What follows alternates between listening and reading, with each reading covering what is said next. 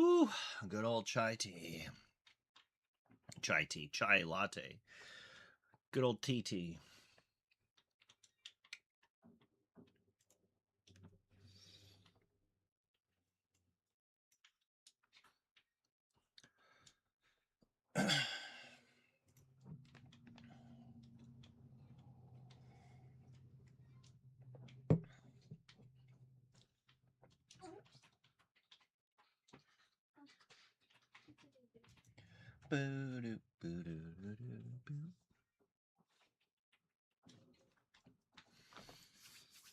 Morning, good morning.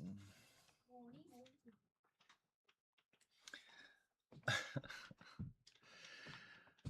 see if the echo continues going on. Yo, hungry, how you doing? So, I haven't really looked at the spoilers. As you can see from like the 1,000 of tabs that are open right now, those are all spoiled cards that have come out. You have to not spoil your files. What? You can't spoil. You don't have to. Don't spoil your files. Don't spoil your foils? Files. Files? Yeah.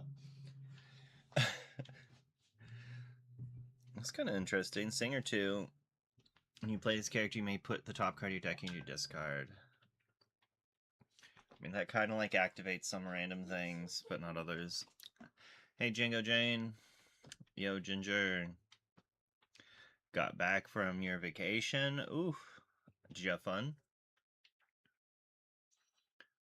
When you have a song in your discard, this character gets +1 lore and Gang Singer 3.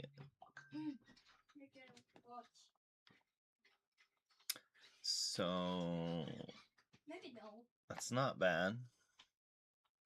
Didn't they also make some, like, cheap songs? Like, we shall find out. I think this, Miguel, if I'm saying that right, I hope. Rivera. Miguel Rivera, street musician. I have not seen this movie yet. I need to. That'll be... Maybe we should watch that tonight.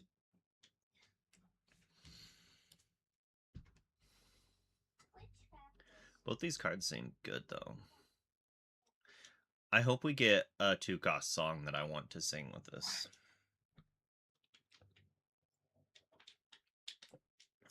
Chat agrees. Thanks for the resubs, Thespian. Alright, let's... When you play this character and when he quests, each player reveals the top card of their deck. If it's a character card, they put it in their hand, otherwise put it in the bottom of the deck. I think this card's pretty cool. It's equal card draw for both players. Yo, Harley. Ink Daddy! Daddy! Well, alright, apparently I need to not make jokes like that. As somebody is hanging out in the background. But I think this is pretty good. It fills your hand. Like, if you're playing a hyper aggro, like, yeah, it doesn't quest for a bunch, but it's questing for at least one, and it's drawing you a card, most likely.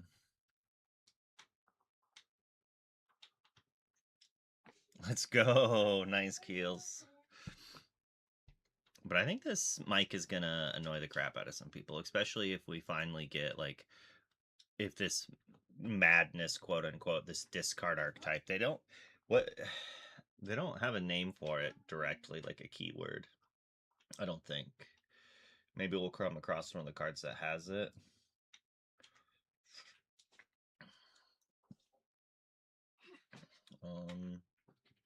Oh, there was other spoiler cards too. But we've all seen those. Yeah, it just doesn't have a keyword at all. Mummy's back. I guess that one. Mother Gothel has one. Which is kind of... I'm going to activate Mummy's back and play her from the discard.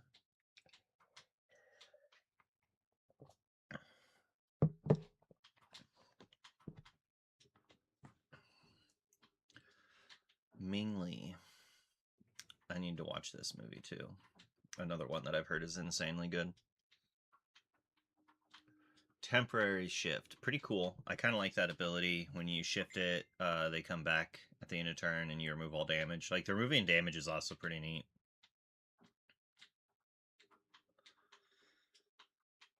First day back at work, yeah. DLCs are fun. They're like vacations, but also like not. It's like this like window into another world where it's just like, could I live a world where this is like every day? Like, I want to have to wake up like it. The first time I like years ago when I first experienced this, I'm just like, man, this is what the world would be like if it was actually like Yu-Gi-Oh. Like giant tournament halls where people are playing. It's like their whole life is based around it. And like, sure, some people own game shops and whatnot. And there was a period of my life that I was so like, I'm very I was very ingrained in the Lincoln Magic local scene. So much so that like I helped push like weekly events for like three or four different formats to the point where like every day of the week you could go to our LGS and play sanctioned Magic the Gathering. We'd have a standard league, we had a draft, we had a popper day, we had creature feature, which is like kind of cool, but Lorcana is we're not there yet, but almost. It's kind of like franchise. Think of it in Lorcana, it would be like you can only use. Well, I guess they have the same thing. It's like you choose giant or pirate or whatever. It's that type of thing, and you had to have 66% of your deck be that or yeah, I think it was 66%. Maybe it was only 33. It might have been really small. But I digress. We were playing like a different thing every day of the week except for Saturday because Saturday was the time that it rotated to like you might be traveling for a PTQ, so we didn't set that up as pre-release. You don't have your local no store should have their locals on Saturday, which is really frustrating for me, and it's one of the main reasons I don't go to locals because my current LGS's locals is on Saturday. But it's like, oh, it's set champ season. I guess I'm not going to locals for a month and a half or a month, like, because I'm going to be traveling to all of the set champs, like, in the area. And like, we have so many stores. There's definitely going to be one every Saturday. I don't know. It's if your locals has to be on the weekend, it should probably be on Sunday. But theoretically, personally, I would prefer a locals to be either on like a Monday or Friday. Some like when I was younger, I definitely did not like it on Fridays because it's like Friday night is like a popular night to just go do things with people. So if like your friends aren't all Lorcana players, like it doesn't mesh very well. But most of my friends didn't get together on Friday nights until like 10 o'clock at night, so it worked out for me.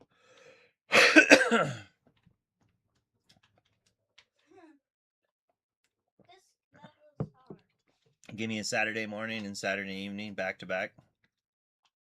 I mean, you say that, Mog, because you work. I'm assuming it's because you're like 9 to 5, right? And then you go home, you hang out with your kids, whatever. You don't have time to go to a locals, and then your weekend you kind of have open. But you don't get a like, darn them kids. Um, and like that's true. But then like you don't. I want to go to locals, and when there's a pre-release weekend, I want double the cards. Like I want to go pre-releasing and have locals, and like right now I can't really do that. I mean, a new store did actually open up, and I like the owners and whatnot. I like about everything about the store. Um, so maybe their locals will be on a day that I can go to again, but they were talking about having their locals on Tuesday or Wednesday, and it's like, well, I can't do that either.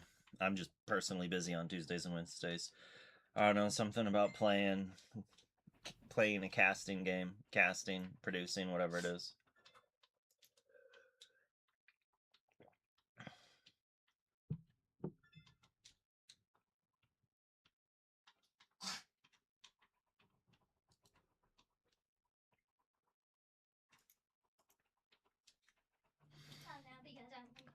do like this panda. So I wonder how much of a spoiler it is for the movie that I now know that the panda is also the mom. If that's even true, but I'm assuming since it's the same name and the tag Red Panda, but that could be the band. I don't know. When you shift a character on top of this character, chosen opposing exerted character can't ready at the start of their next turn. It's kind of a keyword. That is a major spoiler? Oh no. Lame. Oh, I'm sure there's foreshadowing of sorts. Who knows? Maybe this is a different storyline. But this is this shouldn't be a rare. So Yeah. I think for this set onward, I'm gonna start commenting more about is Eleanor a bear? I've watched some of Brave, but I was cleaning while it was on and I didn't get the second half of it, but she's definitely a mom in the beginning. Maybe she gets cursed or something. Basic fantasy. But I think this card should be an uncommon for draft purposes, limited purposes. Like when you open a booster and you're drafting it, this is not the type of power level you want on your rares. You want to look at your rares and be like, I'm winning, or it's removal, or it's a big body quester, you know. This is like maybe a synergy card, but your synergy cards that you have in your rare slot, you want to be game makers, right? The thing that you open this card and you're like, I'm drafting this archetype.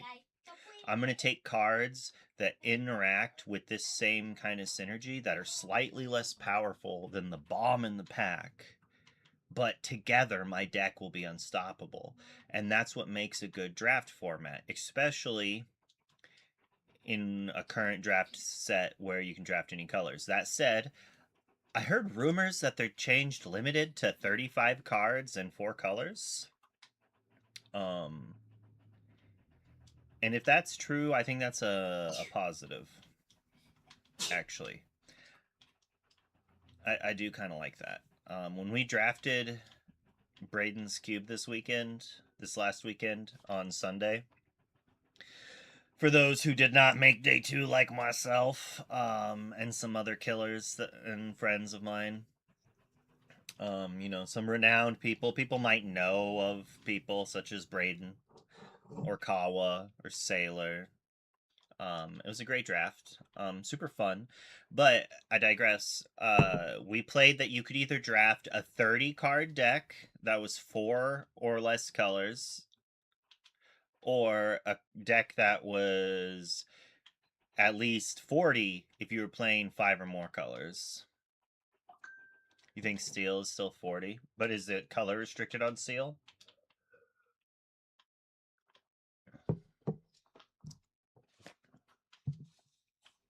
I obviously did not watch very much of that movie, Django.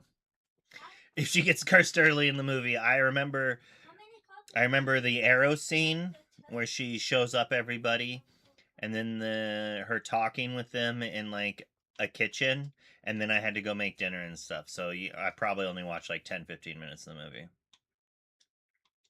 No color restriction on sealed. Hopefully they implement it on draft, because it was kind of neat. It had been a while since I drafted Magic.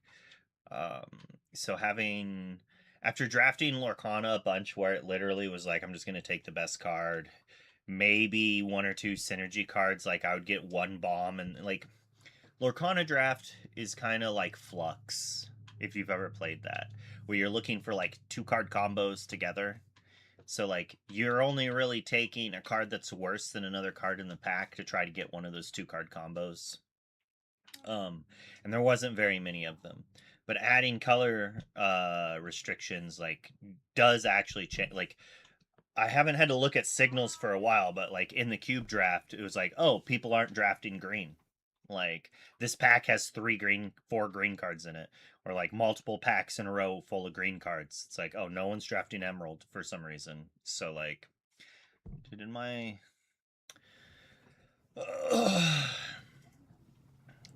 my IQ, haha, the IQ program's IQ is not working very well. It keeps crashing.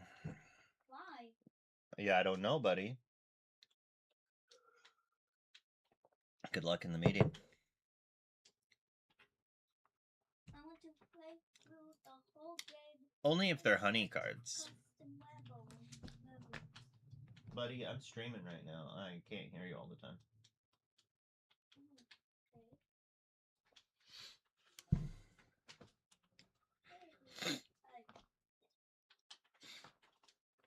Like, I actually pack one, pick one Demona, Amethyst Demona, and didn't even, like, it was the only Amethyst card I picked in, like, 10 cards. It wasn't until, like, pack 2, pick 3, I picked, Pain or Panic, the little 4-cost 2/3 quest for 2 that you move 2 damage to.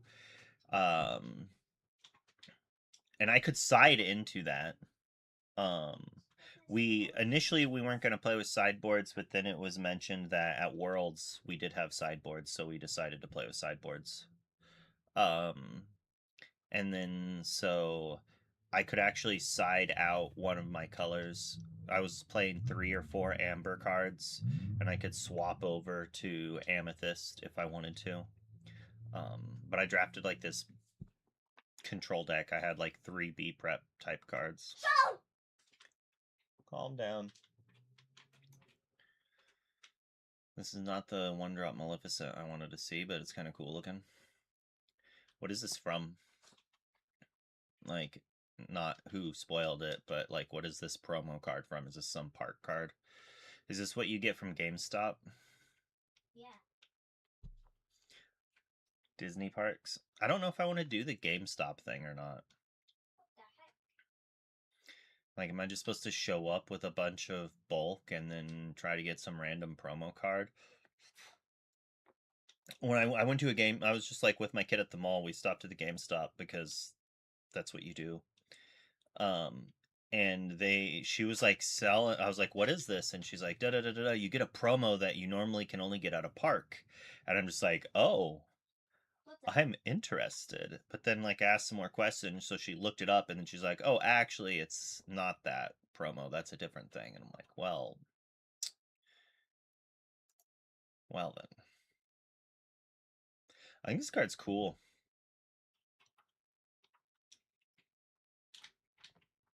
The problem with it, like, this card is not as good as everyone thinks it will be.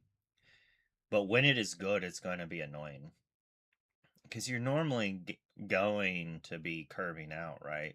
But imagine the games where you just don't have a 2-drop or I'm sorry, you don't have a 3-drop or a 1-drop. And you're just like kind of flooded on 2s and 4s up. And it's just like you just can't exert your, because I'm pretty sure you can only exert your ink if you're paying for something. And I don't know if this ability is good enough to include something that has fire breathing or like something that has an ink drain. What was it? We called it a mana sink, so an ink sink, something you just like push all of your ink into.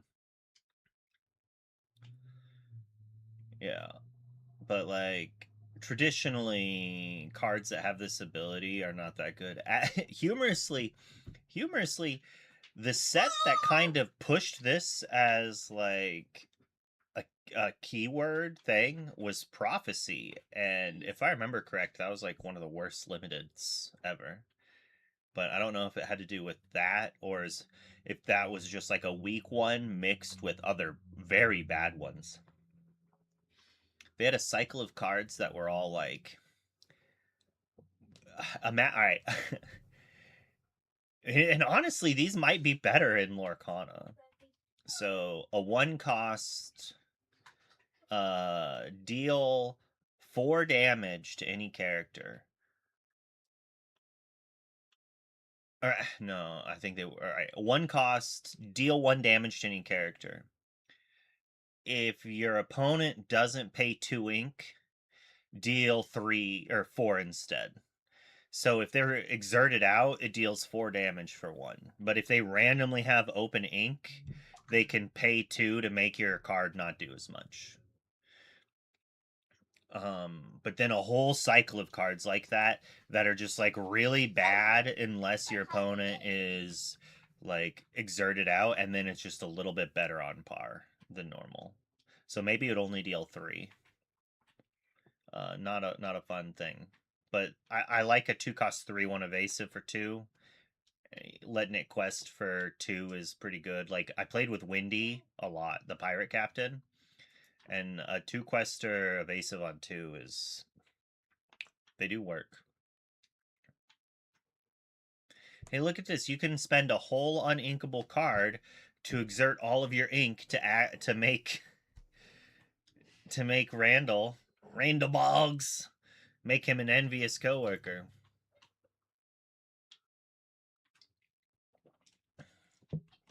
I feel like if he's envious, this should say, while all the cards in your opponent's inkwell are exerted, this character gets +2 lore. Or +1 lore, and he should quest for 1 since it's like your opponent's. They could just, but wouldn't that be kind of interesting that like it's your opponent just plays off curve to leave 1 open ink to turn off your character? And like that's just me nitpicking. Honestly, the flavor nitpick because he's envious. I digress. Still a cool thing. This card though, I mean, it does exert them, so it is like an exert effect. Oh, you don't have to banish this. This card might actually be way better than I thought it was. Yo, RMB. I was thinking you had to banish this because, like, every card that does something like this has been that before. I mean, this is kind of like play your stuff, pay 2, exert their thing, banish it down. It is a small character. Oh no! How do I make this up?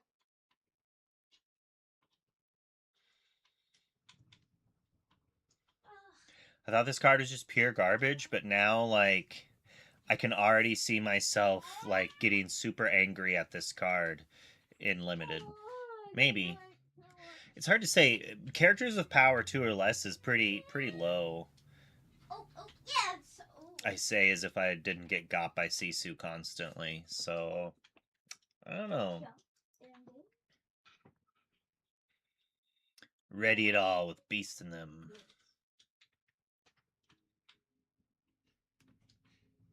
So you're just excited to see cards rotate out, yeah. If that's what you mean. The one and only Corbett. Sorry, I forgot your card. It's right here. I knew I was forgetting something when I left. But I signed your pizza box. Besties assemble! Look at the top 4 cards of your deck. You may reveal a character card and put it into your hand. Put the rest in the bottom of your deck in any order. I love this card. I'm not going to lie. I love this. I was always a fan of Be Our Guest. But you don't always have the time to sing it. And at 2, it was just a little too much. But I think it works pretty well. It was Colors Pizza Box. I thought that pizza box was going to you. I thought there was 2 pizza boxes. Oh. Here we go. I thought she signed it for you. If you have a character named Mei Ling Li in play, you may pay 1 less to play this. If you played a song this turn, you may pay 1 less to play this. So it's like a 1 cost, 2, 3 that quest for 2. This could maybe be a thing. It depends on how often these are actually going to occur. Overall, I'm not very excited about it.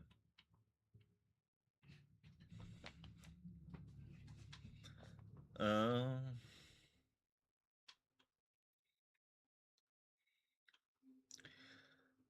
I'm never not by your side. Nope, definitely not the mom. Anyone watch the dinosaur show? Not the mama? Sing together 5. Remove up to 4 damage total from any number of your characters. You gain 1 lore for 1 damage. Remove this away.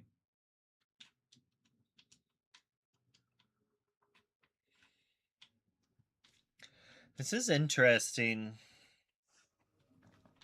Like, because you don't want to sing together this.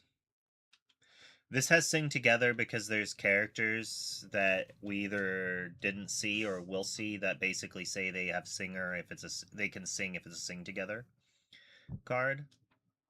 But like you don't want to sing this with like 3 characters because then that's less lore you gain that you could have quested with, right? You want to sing this with a singer 5 character and you want to gain 4 lore with it.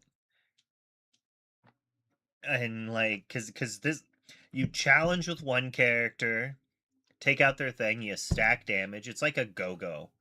And then you sing it or just play it and gain 4. Imagine Robin Hood challenging something down, gaining 2 lore, and then you playing this on it and gaining 4 more lore. Like I think this card is pretty good, honestly. Like I think the upside on this card is very powerful.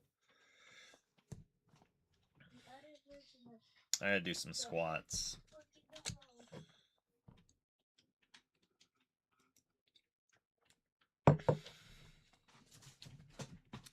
While this character is at a location, all characters at that location gain +1 lore and evasive.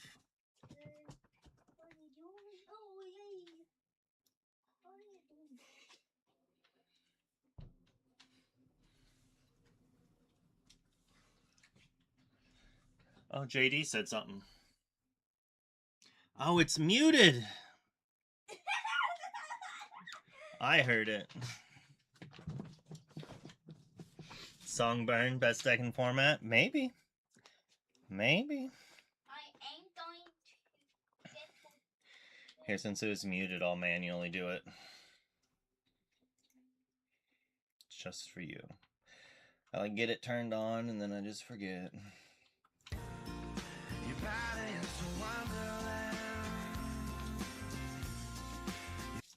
I don't. This card's cute, but it's just some big body. I don't. I don't think it's very good. It's kind of cute with locations.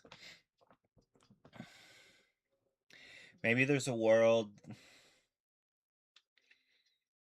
that you like quest it down and it gains you like 5 lore.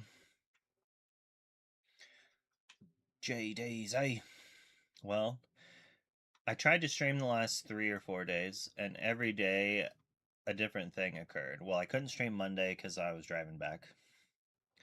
And then Tuesday, I just slept until like noon.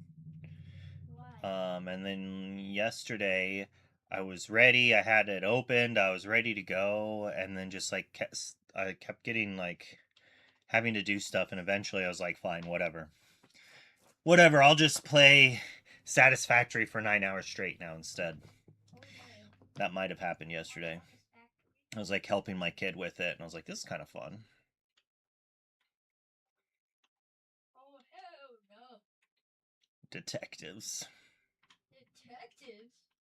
Yeah, detectives.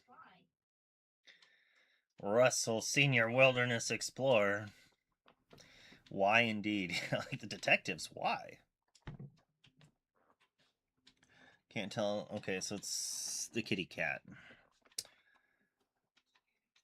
Your character's locations gain +1 strength. Whenever one of your characters has 4 more strengths, quests gain a lore. Oh man, so this plus the other thing. If you have a bunch of cards that cost a whole bunch at a location, you can quest for a bunch.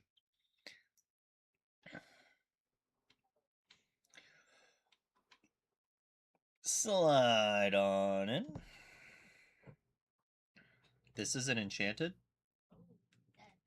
Or this? This might be.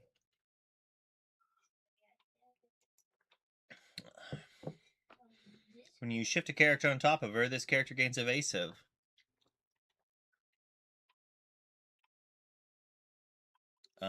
don't think so.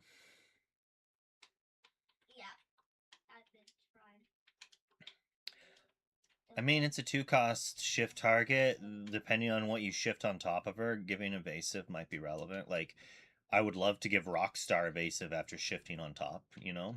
Like, if the 2-cost shift gave Rockstar evasive, I'd be shifting that, singing removal all day long.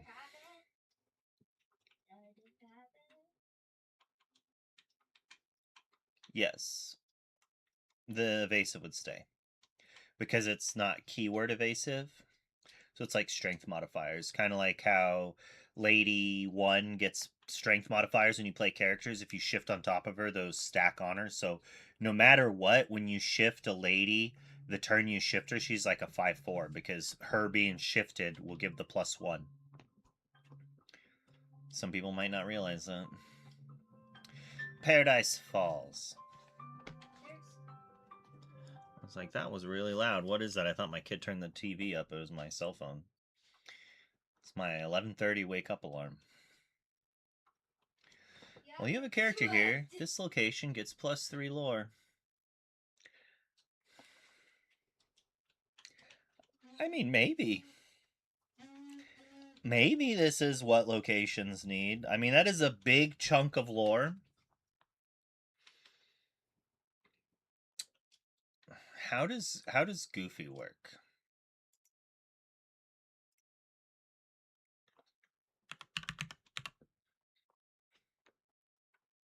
Yeah, it contains Goofy.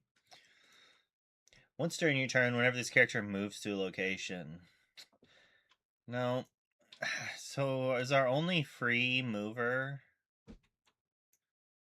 like the red dude, Jim Hawkins? Well, this is not red nor steel. Tuk Tuk. There's a new one. Beast Rush. Wait, the Beast, does he move to locations for free?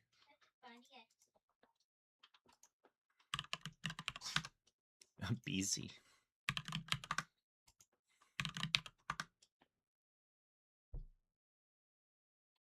He doesn't move for free though. The new Carl does the Hawkins thing. Oh, okay, all right. Well, we'll come back to this, but I think this is like pretty on rate.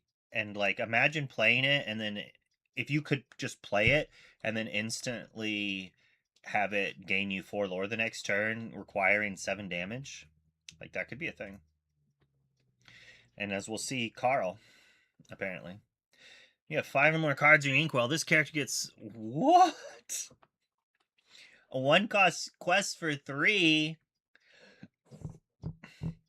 I like how they're like, well, you know, let's put this power surge right next to it.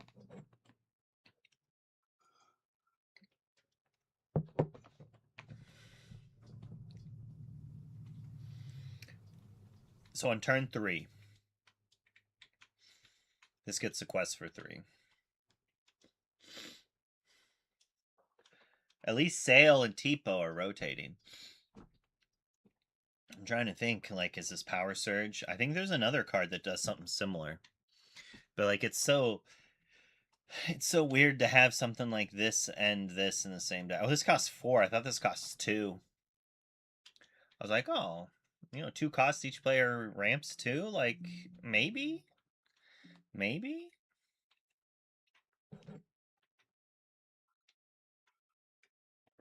This card is probably terrible, but there could be this crazy world where we get some weird ramp, and then like this boo becomes like a delver of secrets in Infinity or something like that. But I'm assuming both those cards are not great.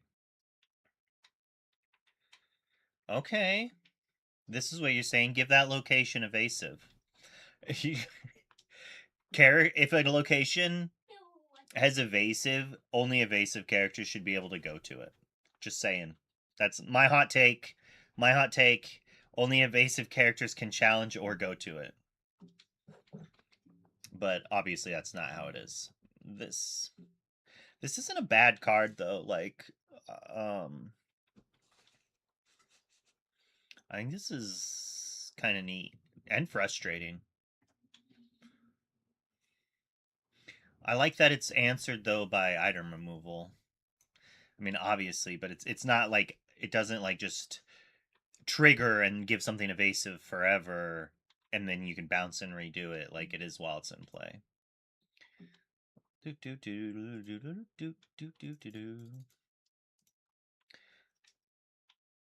You may okay. Whoa! You may exert your inkwell. Why does Sully play well with his envious coworker?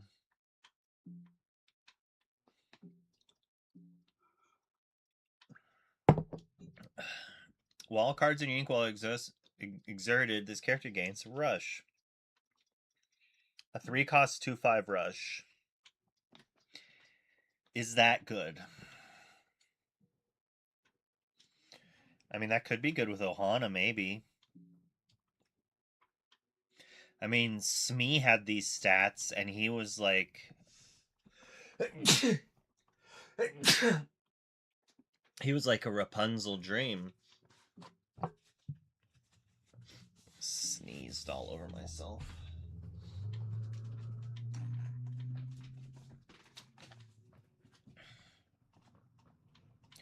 Yeah, play Lumiere. I'm pretty sure Lumiere was reprinted.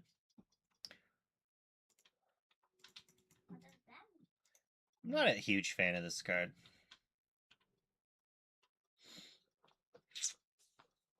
Now, there's a few things that could make me change my opinion on that. A 1-cost Stitch, a 1-cost Lilo, either of them being somewhat playable. We do already have a 1-cost Lilo, I think. It's not very good, though. But it gives us some weird pudge things. But if we had a Stitch and a Lilo, then we could play this. We could play Rockstar. And then maybe this would be like an endgame thing. And it also makes World's Greatest Criminal Mind maybe a little bit better. Yeah, wink wink mug. Wink wink mug. I'm just leading out there. I ain't saying nothing, thespian. But say if we had a 1-3 Stitch that doesn't get got by Fire the Cannon effects. Although I'm pretty sure there's a thing. Is there a Lorecast? It is Thursday. Didn't they just have Lorecast on Tuesday? Are they doing double Lorecast this week? JD was in here. JD, you still here? Is there a Lorecast today?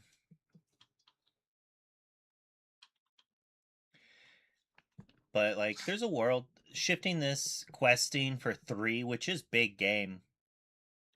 And then also supporting in World's Greatest Criminal Minding something that gives you extra removal. It's like not bad. I've shifted Rockstar to just win because it's a triple quester a lot. Let's see. Well, if it opens up, I'll see it over here.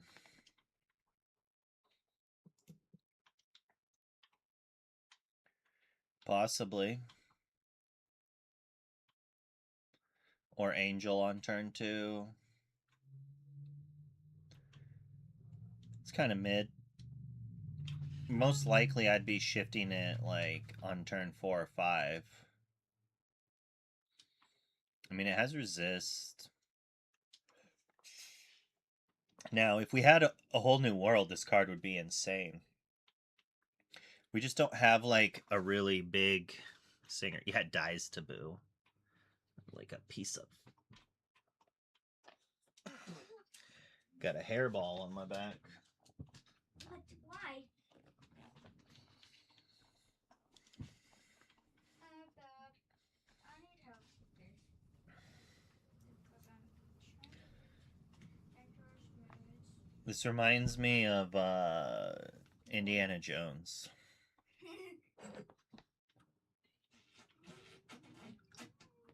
These are cool iconics. These are the iconics, I'm assuming.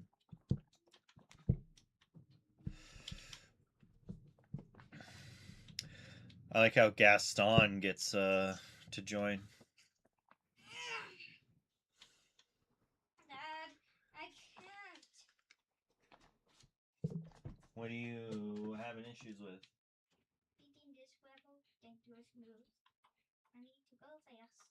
You need to go fast. Yeah, I need to do dangerous moves, and I have to complete. You have to go fast and do dangerous moves. Oh, you almost got up on there. Well, good luck. Oh, did you run out of time? Calm down. I have trouble. You have troubles? I don't think I'm going to be able to beat this, bro. So that's why it's an intermediate level. I need to beat every level. How much time do you have before it turns it off? Or did you fall off a ledge? I fell off the ledge.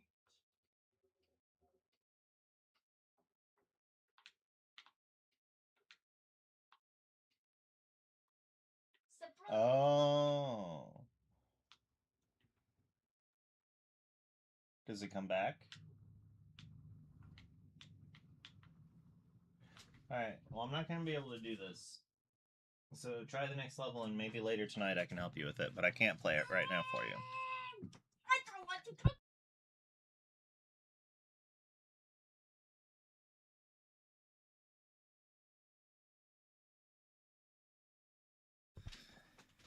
Oh. He's not having fun. Okay. Oh, no, I'm still offline. I looked to my right and I saw this, and I'm like, oh, they are doing a thing. Like, oh no, it's still offline. Gorgeous. Yes. What's up? This card's pretty good. A one-time activate Clarabelle. How can you go wrong?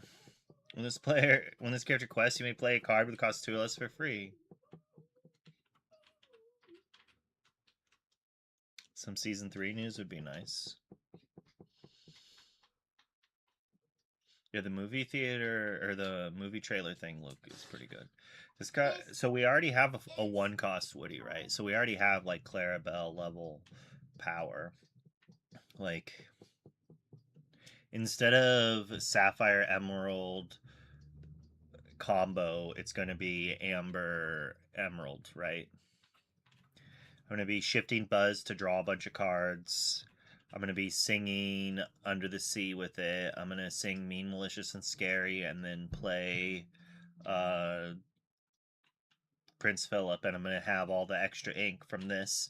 I'm going to play the 4 cost 3/4 that grabs a toy, so I can grab this to shift it. I've got the other Woody as well. This is a hard level. Yeah, it is a hard level. And I can't skip a level until I beat this. Yep, keep trying. Oh, shoot. I think this card's very good. Even if it's just like a toy aggro, honestly.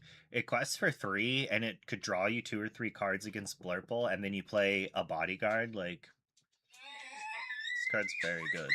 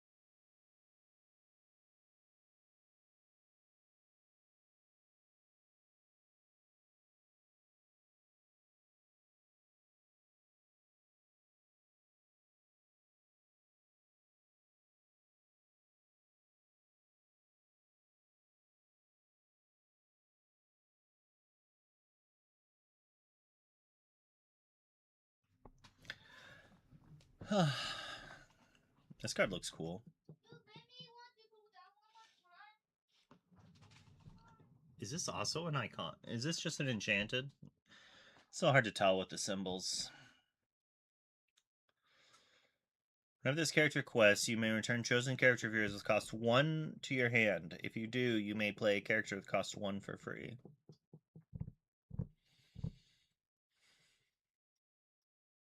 This card seems good.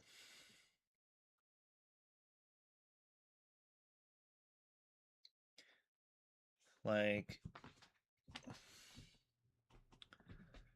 turn 1, you play a random quester, say a Daisy style card, you know.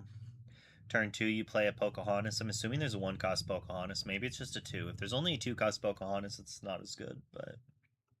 Or Miko. Okay, yeah, just play Miko. And then you can just shift this on it. Quest with your 1-cost, return it, and then replay it. It's not bad. Well, just bouncing other Mikos so you don't have to discard a card, I think is like pretty good by itself. Because you don't want to discard cards with Miko.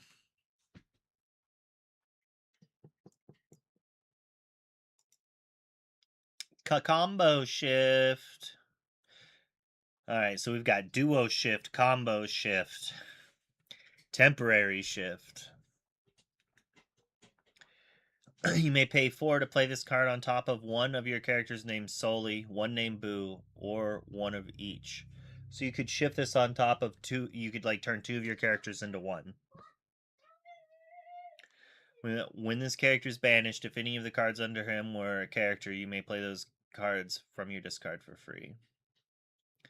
So, like, I could see there being a weird world that you combo shift it to fully heal both your characters. Like, say your Soli has 3 damage on it and your Boo has 2. You shift this, you put it together, it gets banished, and you get to play both for free. So it readies them and fully heals them.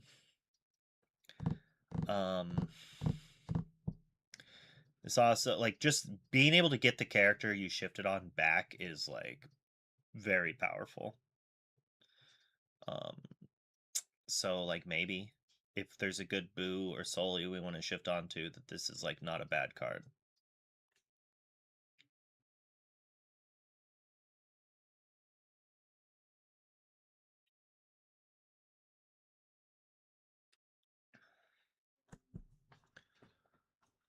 Darkwing Duck and Launchpad. Shift 5. Ward. During your turn, when this character banishes another character in challenge, gain 2 lore. I mean, it's a slower Robin Hood. It's got Ward. It's a detective. It's probably good in the detective deck. It's kind of weak that it takes 5 to shift, but obviously the Blue Steel fans like it. It's on brand for what they already have with all the detective stuff, so it gives them a false sense of hope. I mean, a sense of hope that maybe they can play Blue Steel again. Duo shift 0, which is pretty cool. Like, 0 shift is pretty fire. This character would be banished, put them into your inkwell face down and exert it instead. Like, there's a couple Mickey Mouses that have something like this. But going turn 2, 2 costs 3 skater mini. Turn 3, shift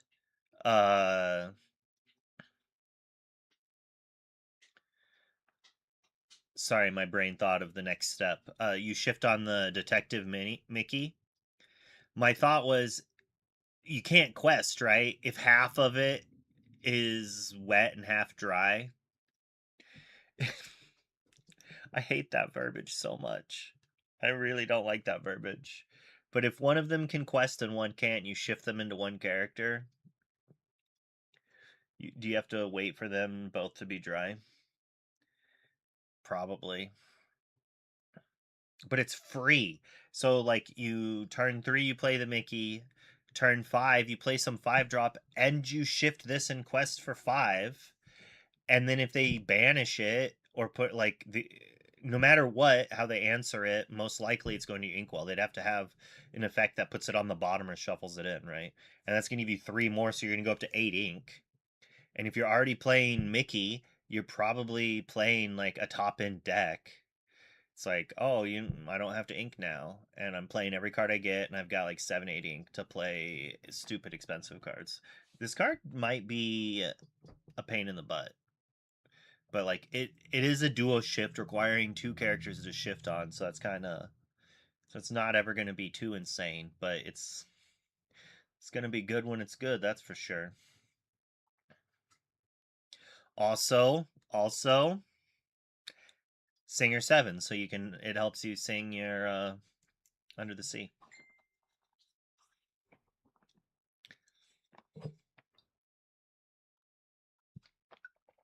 Aladdin and Genie.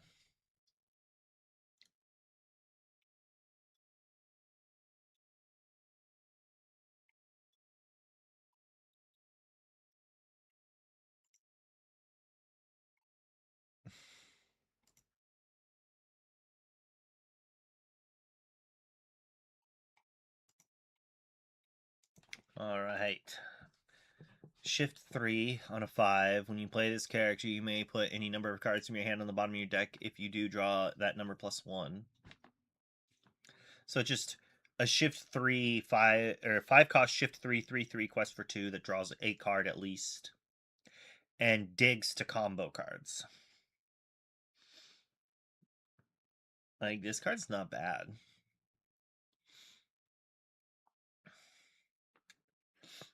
Did they reprint the 2-cost warded Aladdin from Emerald?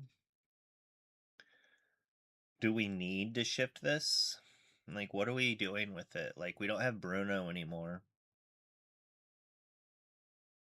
Drawing a card, so at least it's not like total disadvantage. The problem is it's a 5-cost 3/3. And it doesn't have evasive. Its stat lines are really low. But if there's a combo to be like, I'm gonna pitch 6 cards and draw 7, like to dig for it, it's a card to keep an eye out on.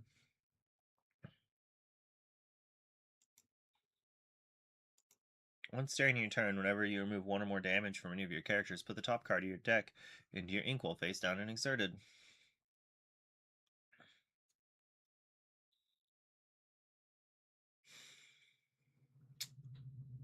I mean,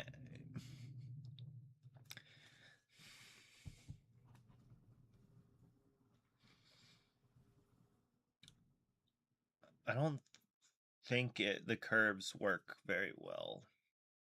Like, if you shift this on 3, is there a way that you're also removing a damage the same way to activate it that very turn? Like, we're shifting this on turn 3 and then singing the thing to remove damage on our 2-drop to gain 2 lore and then get an ink?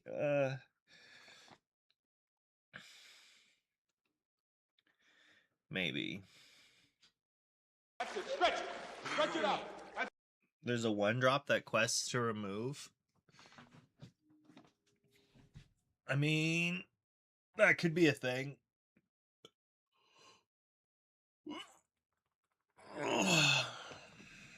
Oh, did I just hurt myself stretching?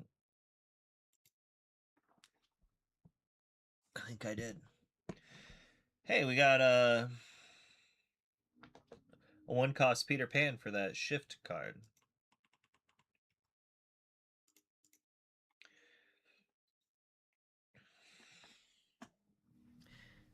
I mean, your character's gain evasive is pretty busted, honestly. Shift turn 3 and then turn 4 Dale. Yeah. Pretty good with Dale. Pretty good with Dale, that's for sure.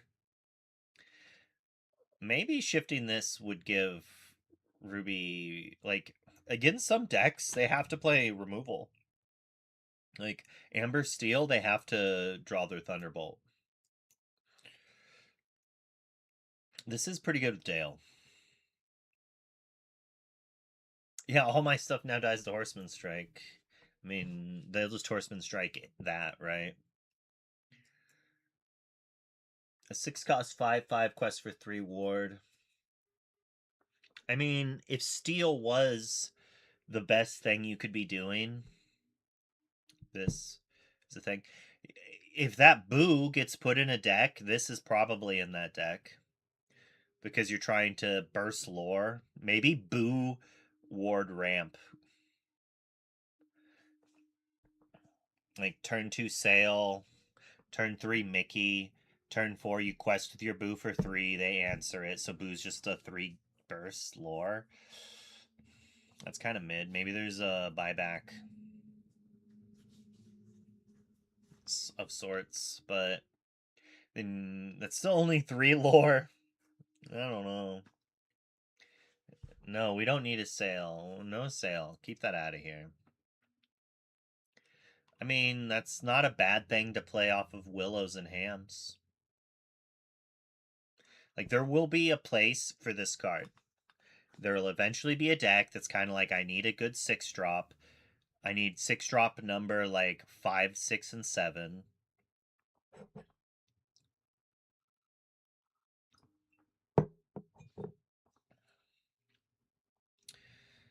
When you play this character, you may pay 1 to ready chosen character of yours. They can't quest or challenge for the rest of your turn. Man, Sven, we were spoiled with Sven. Holy crap! Then again, a 3 cost 3/3 quest for 2. I mean, that's just a smee. This card's interesting. It's like not bad, but it might just be a little too slow. But it's like not bad. So it's worse Sven, but sometimes you play Celia into Celia. Whereas then if you draw multiple Svens, you're just inking and not playing a 3-drop. That's the whole thing. Is it covers your 3-drop and your 4-drop turn. Yeah, I mean this costs 4 if you're Svenning, but it gives you the ability that if you just have a bunch of those. I have the Lorecast on the other screen. We got it open, but it's playing commercials, so I do have it muted. I'm assuming this gives a character -3. I'm never gonna play that if I'll be so angry if I ever have to play it. Will ain't a giant created by the vine. I mean, he's from like the vine is from his fairy tale, right?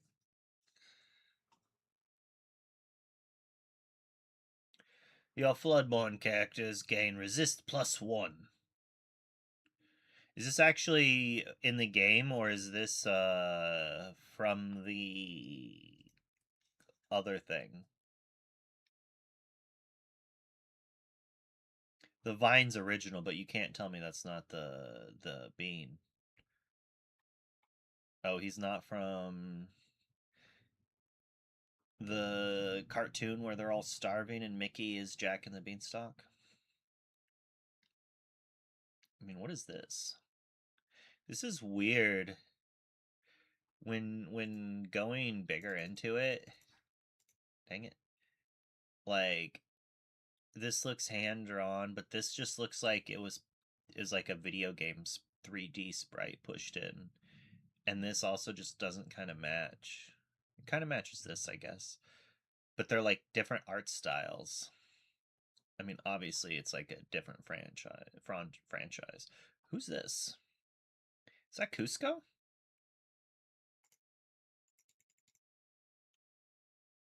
Who be dat? Who is that?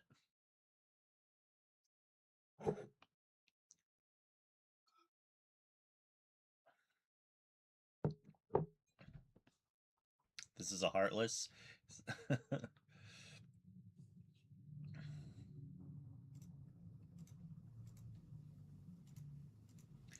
But yeah, this doesn't match the style. I don't know why.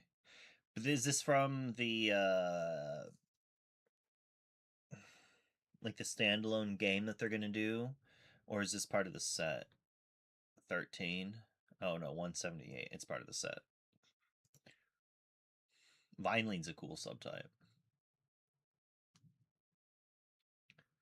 Russell. When this character quests, you may move him and one of your other characters to the same location free. That's what I'm talking about. This is what we need for that other location, bruh. This lets your location quest for 4. The problem is they just challenge both your characters.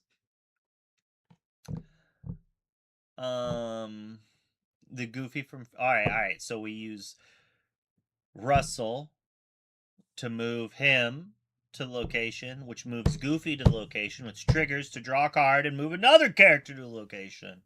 Yeah. But this is actually kind of cool. I like this. When he quests, you move him to a location.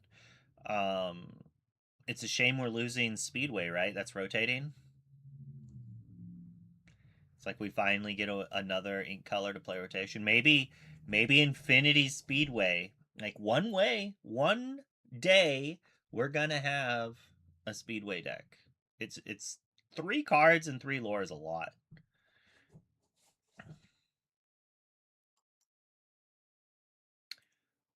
Oh, that's a lot of text, bruh. Let me clickety clackety.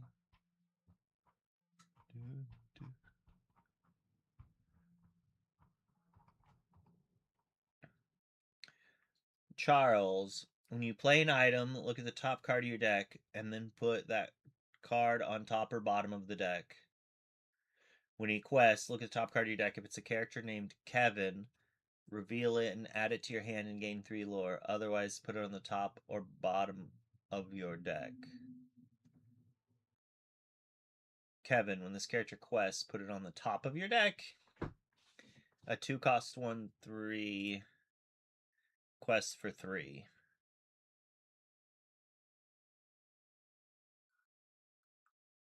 When he quests, look at the top card of your deck. If it's a Kevin, reveal and add it to your hand and gain 3 lore. It's kind of slow on this.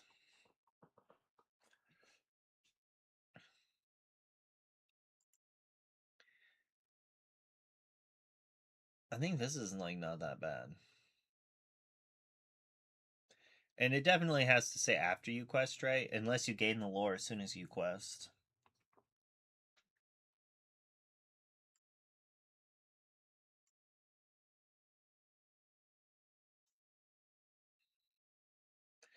Yeah, Kevin could be good with Woody.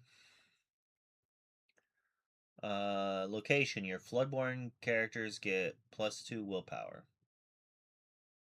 And I don't even think they have to be here. I just think it does that. Should cost 3. I don't think it would see play if it cost 3. Honestly. Song. Return chosen character or item to their player's hand.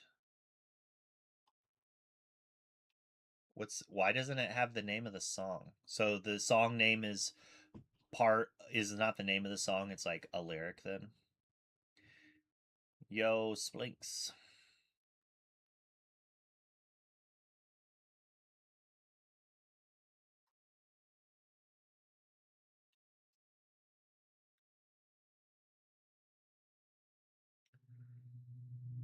This seems expensive for just a Mother Knows Best that's inkable.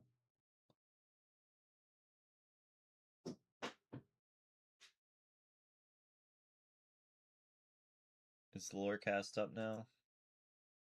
It is live now. Alright.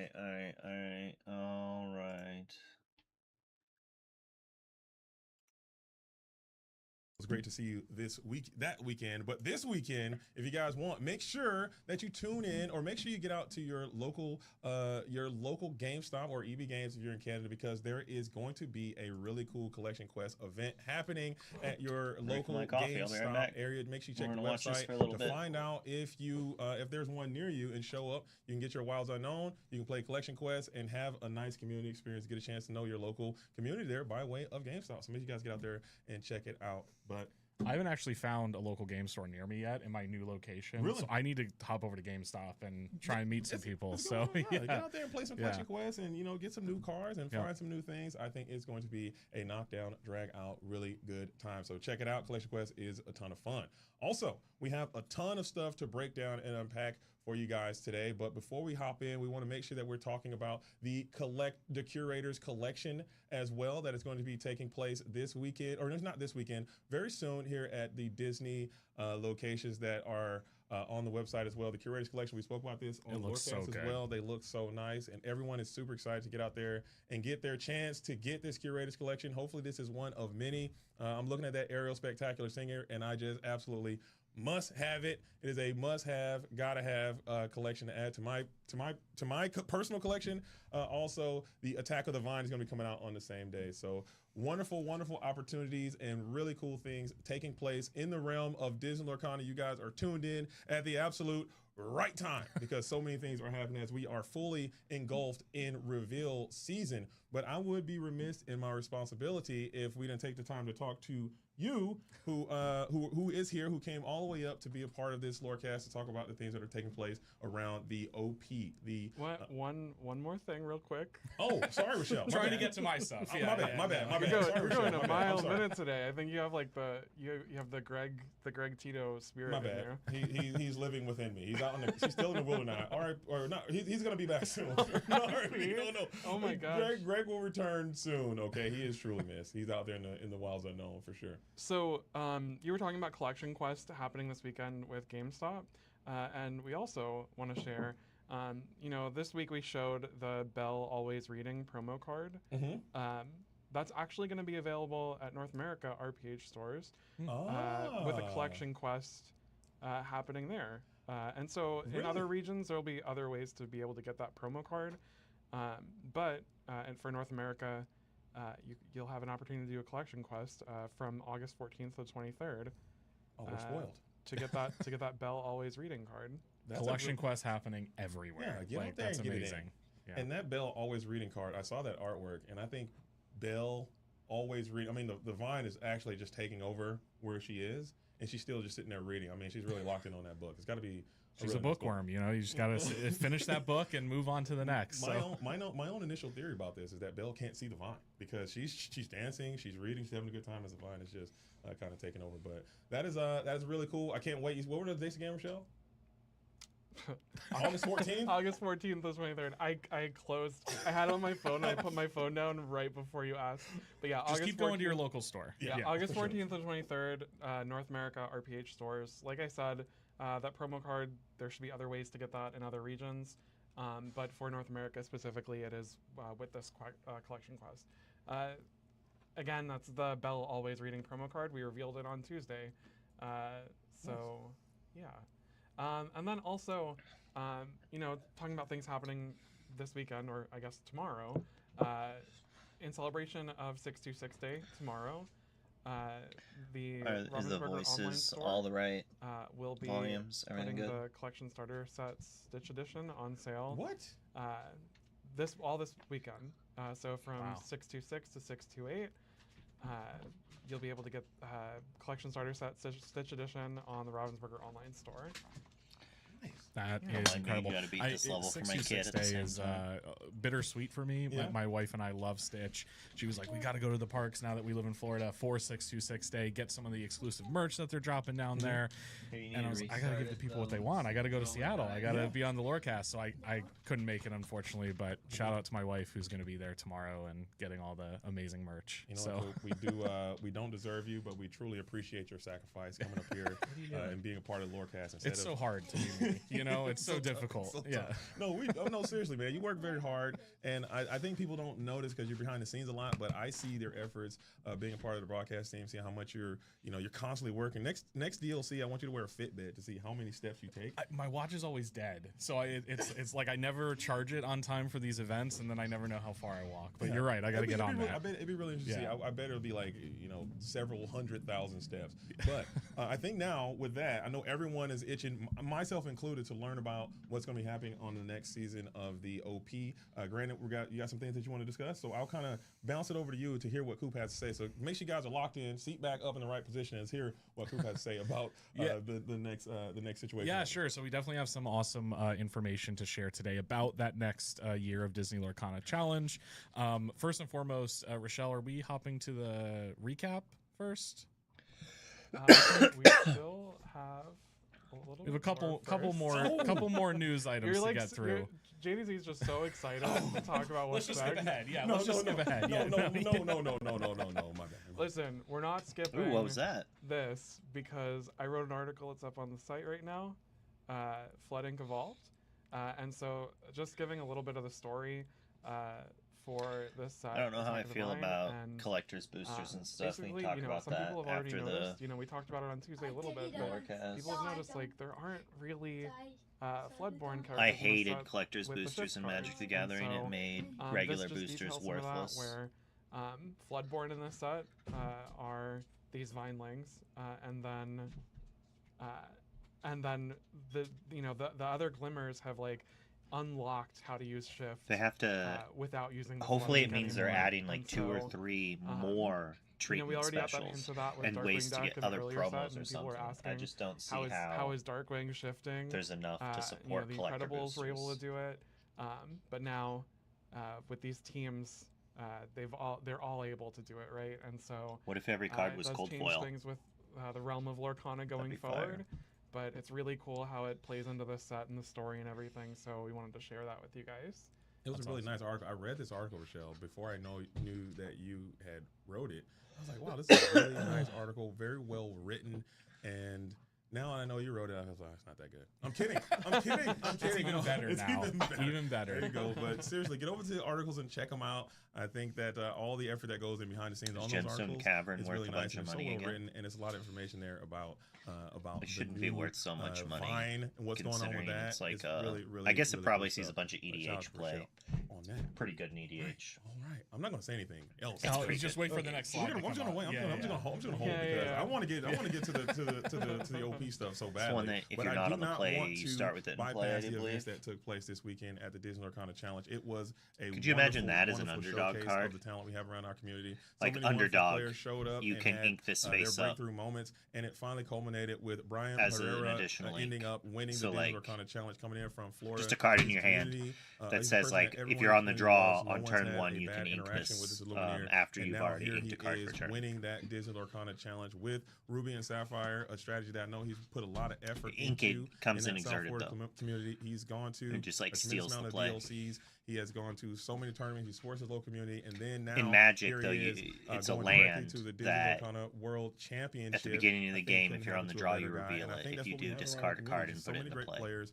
Alpha's coming in as So you runner-up lose is 2 another cards from great your hand runner. for He it. could also mounted. I think you handle this discard a title card. quite well. Yeah, and I have a couple notes on Brian because it It might really be like took put on me the bottom of by your deck or something. surprise how the finals went and the moments that he was able to create. The first is he's just such an awesome guy. Like Right. he ended his match, he immediately started tearing up, and he just gave hugs and high fives to everyone that was around him, including myself. Like, which is a little bit shocking sometimes. You want them to have their moment and kind of sink it in, but he just wanted. Did to Rebecca thank almost got me to everyone that was cry around and in my supporting interview? him. So But that she was wasn't really really awesome trying, to see. I feel, but I don't know still if you almost actually cried, caught this, just but he like- called his wife immediately after winning, and we were able to Trying get some to, footage like, of that hopefully thank we can your share wife at and some kid point. But in that immediately called his situation wife is, and like, so wife difficult to do. girlfriend. But and, then, like, was Rebecca just- against it was an amazing Sploosh moment was for like, me. you were just on a and then I phone saw call the with other day someone he was that, actually like, posting, it's social like, posts obviously about she how to knows get that, like, involved he in was the just Brazil emotional on the DLC, how to get phone, involved and in she's the just like, I'm gonna Manila make you coming up. cry So on he's stage still got again. that hunger Yeah. to want to Like- compete and win, which is, I mean, that's just incredible. He couldn't happen to 2 a of better Brent person, so really looking forward Mukai's to, seeing him interviews play at got Worlds. me to It's that tear up dog. in. You gotta Yep. have that dog in you, and that's what a lot of our It's crazy. I champions barely have. They watched have that any drive of to go on, the and stuff he's gonna yet. Continue to build on this and, And, taking nothing away from the stuff of it I runner-up have Alphos. watched, man, my Again, he's hair another is Illuminator who's Yeah. literally traveled all over the world in pursuit of In this shambles. goal, and he's even more hungry now to At get the back moment. down to Brazil or maybe get over to the DLC, the Disney Lorcana Challenge in the Philippines. Which is happening quite soon as well. So there's still a lot of opportunities out there. If you're interested and you have that hunger and you want to Is be it the still champion, that restarting? could be you. And get out there and make it happen while you still have time. For sure. All right. Next up, I think And we have. this is it. Okay, now we're getting into the OP side. Now Okay, you can okay, get okay. all right. Kick Now me okay, off. Kick okay, me okay, off. Okay. Here we go. Bree, you ready? Also, real quick, we had some questions in the chat that I do want to address. find the One, level. is the stream gonna reveal new cards from Attack of the Vine? Yes, but we're gonna get to that after the OP stuff. Yes. They're like, we're gonna And make then you wait. Also, I mentioned that I'm wearing a shirt with a Disney character, not in Disney Lorcana, and so I'm not visible on camera. JDZ, I didn't notice that you were wearing a shirt with a Disney character, not in Disney Lorcana. That is not evidence of anything. I think that is just JDZ not realizing when he put on the shirt this I morning. mean, I was trying to be spooky. I don't know. I thought We're halfway to Halloween, right? Yeah, So I'm just trying. I'm in my spooky season. Okay, we're Attack of the Vine. I thought spooky, and I felt okay. Chat must be talking about it. Yeah. Whoever that have them banned. Okay, whoever said that, get them out of here. Yes, guys. Yeah. no, don't leave him in here.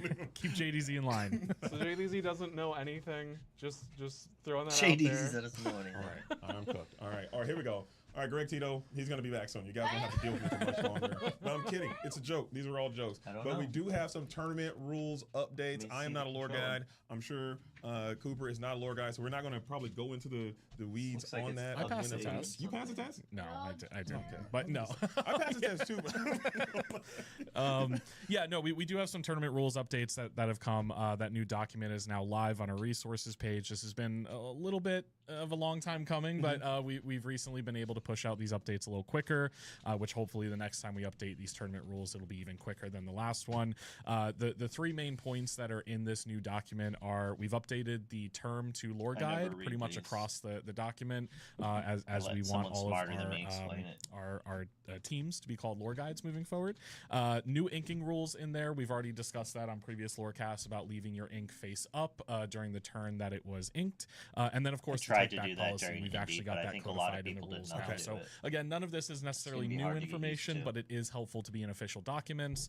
So now everyone can go to their local game stores or maybe why even this isn't CCQs working, and actually point to the section in the rule set that says, hey, this is the take back policy, this is the new inking rule, and people can follow those rules appropriately. And in terms of the tournament rules, this is for tournament official OP tournament play.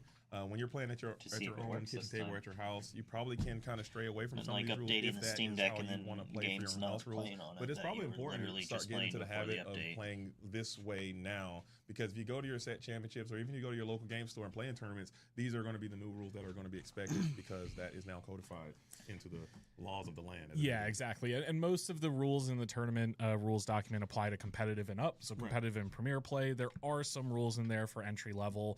So yeah, we're definitely not expecting at your kitchen table games people to necessarily leave that ink up. I think at the kitchen mom table calling games, the people I sun played out with and be back like, in the hey, day you would need to be leave that almost up. But vocal and definitely mean about it. it is good to get used to for those higher tier competitive events. I'm big time sharking my kids at the house. You better believe it. You better believe.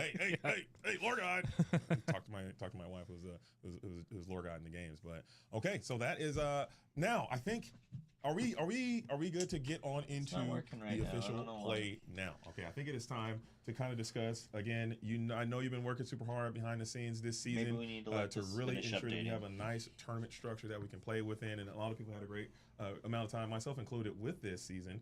So if we could just, I'll pass it over to you so we can kind of talk about some of those new things that are going to be happening in regards to the CCQ. Yeah, so for today, we're going to mainly focus on the CCQ program heading into the next year of Disney Lorcana Challenge. And as you can see, we've got some new CCQ information on there, and I just kind of want to recap for a minute where CCQs came from and where we really want them to go. So CCQs in general, Challenge Championship qualifiers, we're kind of rushed out the door, right? And we've not been secret about that. It was actually supposed to launch as a program this year with the next season of Disney Lorcana Challenge, but due to some feedback from all of the players, we wanted to get more local events out as quickly as possible. And I think, as far as I'm concerned, and feedback I've heard, that program has been a huge success. Like, you've been attending a bunch of them, broadcasting. We really think giving players an opportunity to qualify for championship events and kind of have something to strive for in between all of those challenge events is really helpful, and we want to continue to improve upon that. So One of the first things that Maybe we're they're going gonna to give be doing heading buys into at next year is actually DLCs. I expanding don't this know if I program like that or globally. not. It's not going to just be in North America and Europe. They're very Every impactful. market that holds a Basically Disney requires Lorcana you to Challenge have event them will have or never CCQs lose. for next season. So in Australia, Japan, China, Southeast Asia, Brazil, you can expect CCQs to happen all over the world that you'll be able to attend and take place in. On top of that, we've also added and kind of gotten a little bit better at sharing the information around CCQs, and that's where you'll see an updated term sheet for organizers, as well as an official application form that organizers can fill out if they want to be involved in running a CCQ. All of those are already made available on our resources page as of this morning, so the QR code will take you directly there. And really, this is going to dive deep into some of the more kind of boring operational elements of like, okay, if I run a CCQ the week of pre-release, does it have to be Infinity or does it have to be Core? And kind of getting into more of those standardizing type of information for the next year. And then the last things I'll call out is really we've gotten a lot of feedback around the prizing that has happened at CCQ events. Of course, this year we were able to hand out some of the challenge promos, the Mulans, Simbas, and Elsas that are non-foil versions. But you know us, as always, we're trying to take it to that next level and really provide a great experience for our players. So for this next year, we are going to have CCQ specific prizing that you can only earn by attending these CCQs. And that prizing, while we're not ready to reveal exactly what it is today, I can confirm that there will be a non-foil participation promo. There will be a foil promo for the Top Cut players, and there will also be a playmat that players will be able to earn the further you get in that Top Cut as well. So lots of exciting information around CCQs. We can't wait to share more. Of course, first one coming up at D23. I mean, those and we'll kick foil off the top new 8 year, cards and might yeah, be just worth really a looking bunch of forward to money. everything. The Much CCQ program rare. has been, Much in my opinion, rarer I've gone than to set several champs cards, that's for CCQs, sure. I've seen And it. if they're I if think they I went look to the like very set first champs CCQ in cards, North I need America, to brush my in hair. Tacoma. Yep, That's one of the very yep. first ones. I was there, and to see it from where it started to where it ended up, you know, we had some wonderful CCQs closer to the end of the season. We're not quite at the end yet, but we're getting closer to the end, and just seeing the level of execution go up and the TOs and all the community, because I feel that the CCQ program is almost like a grassroots kind of thing where the community is building them up. And now it is really refreshing to see that from your level and from Ravensburger's level and Disney Lorcana's level, they're meeting them where they are and saying, hey, we see what you guys are doing. Now we're going to make this even. It was already official, but now when you have your own exclusive promo card, your own exclusive mat that goes with the CCQ, now you're taking it to the next level to just really harmonize the community, which is in my opinion, our biggest selling factor, and the official gameplay, which is our second biggest, factor.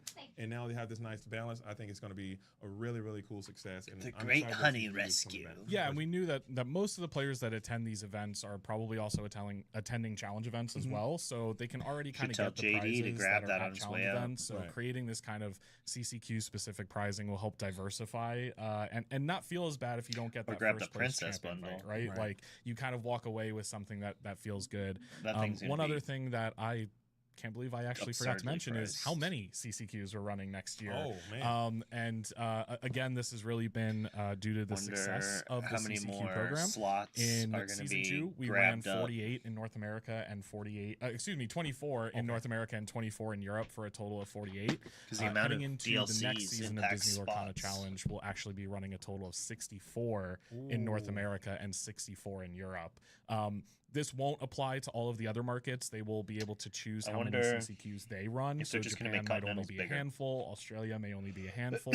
But we do want to continue pushing the bar on kind Or of how if they're many cutting it to CCQs are top 16 supported only and then around adding more the globe. DLCs Now again. with that, will that, if you can't answer this, I don't want to put you on the spot, but will we still maintain that invitation for winning the CCQ? That's still going Correct. to be a part Yeah. of it. First Okay. place will still get a championship Nope, just invite promos. to That'd be the terrible. region that they're competing Okay. in that CCQ for, and that will happen globally as well. Okay, awesome.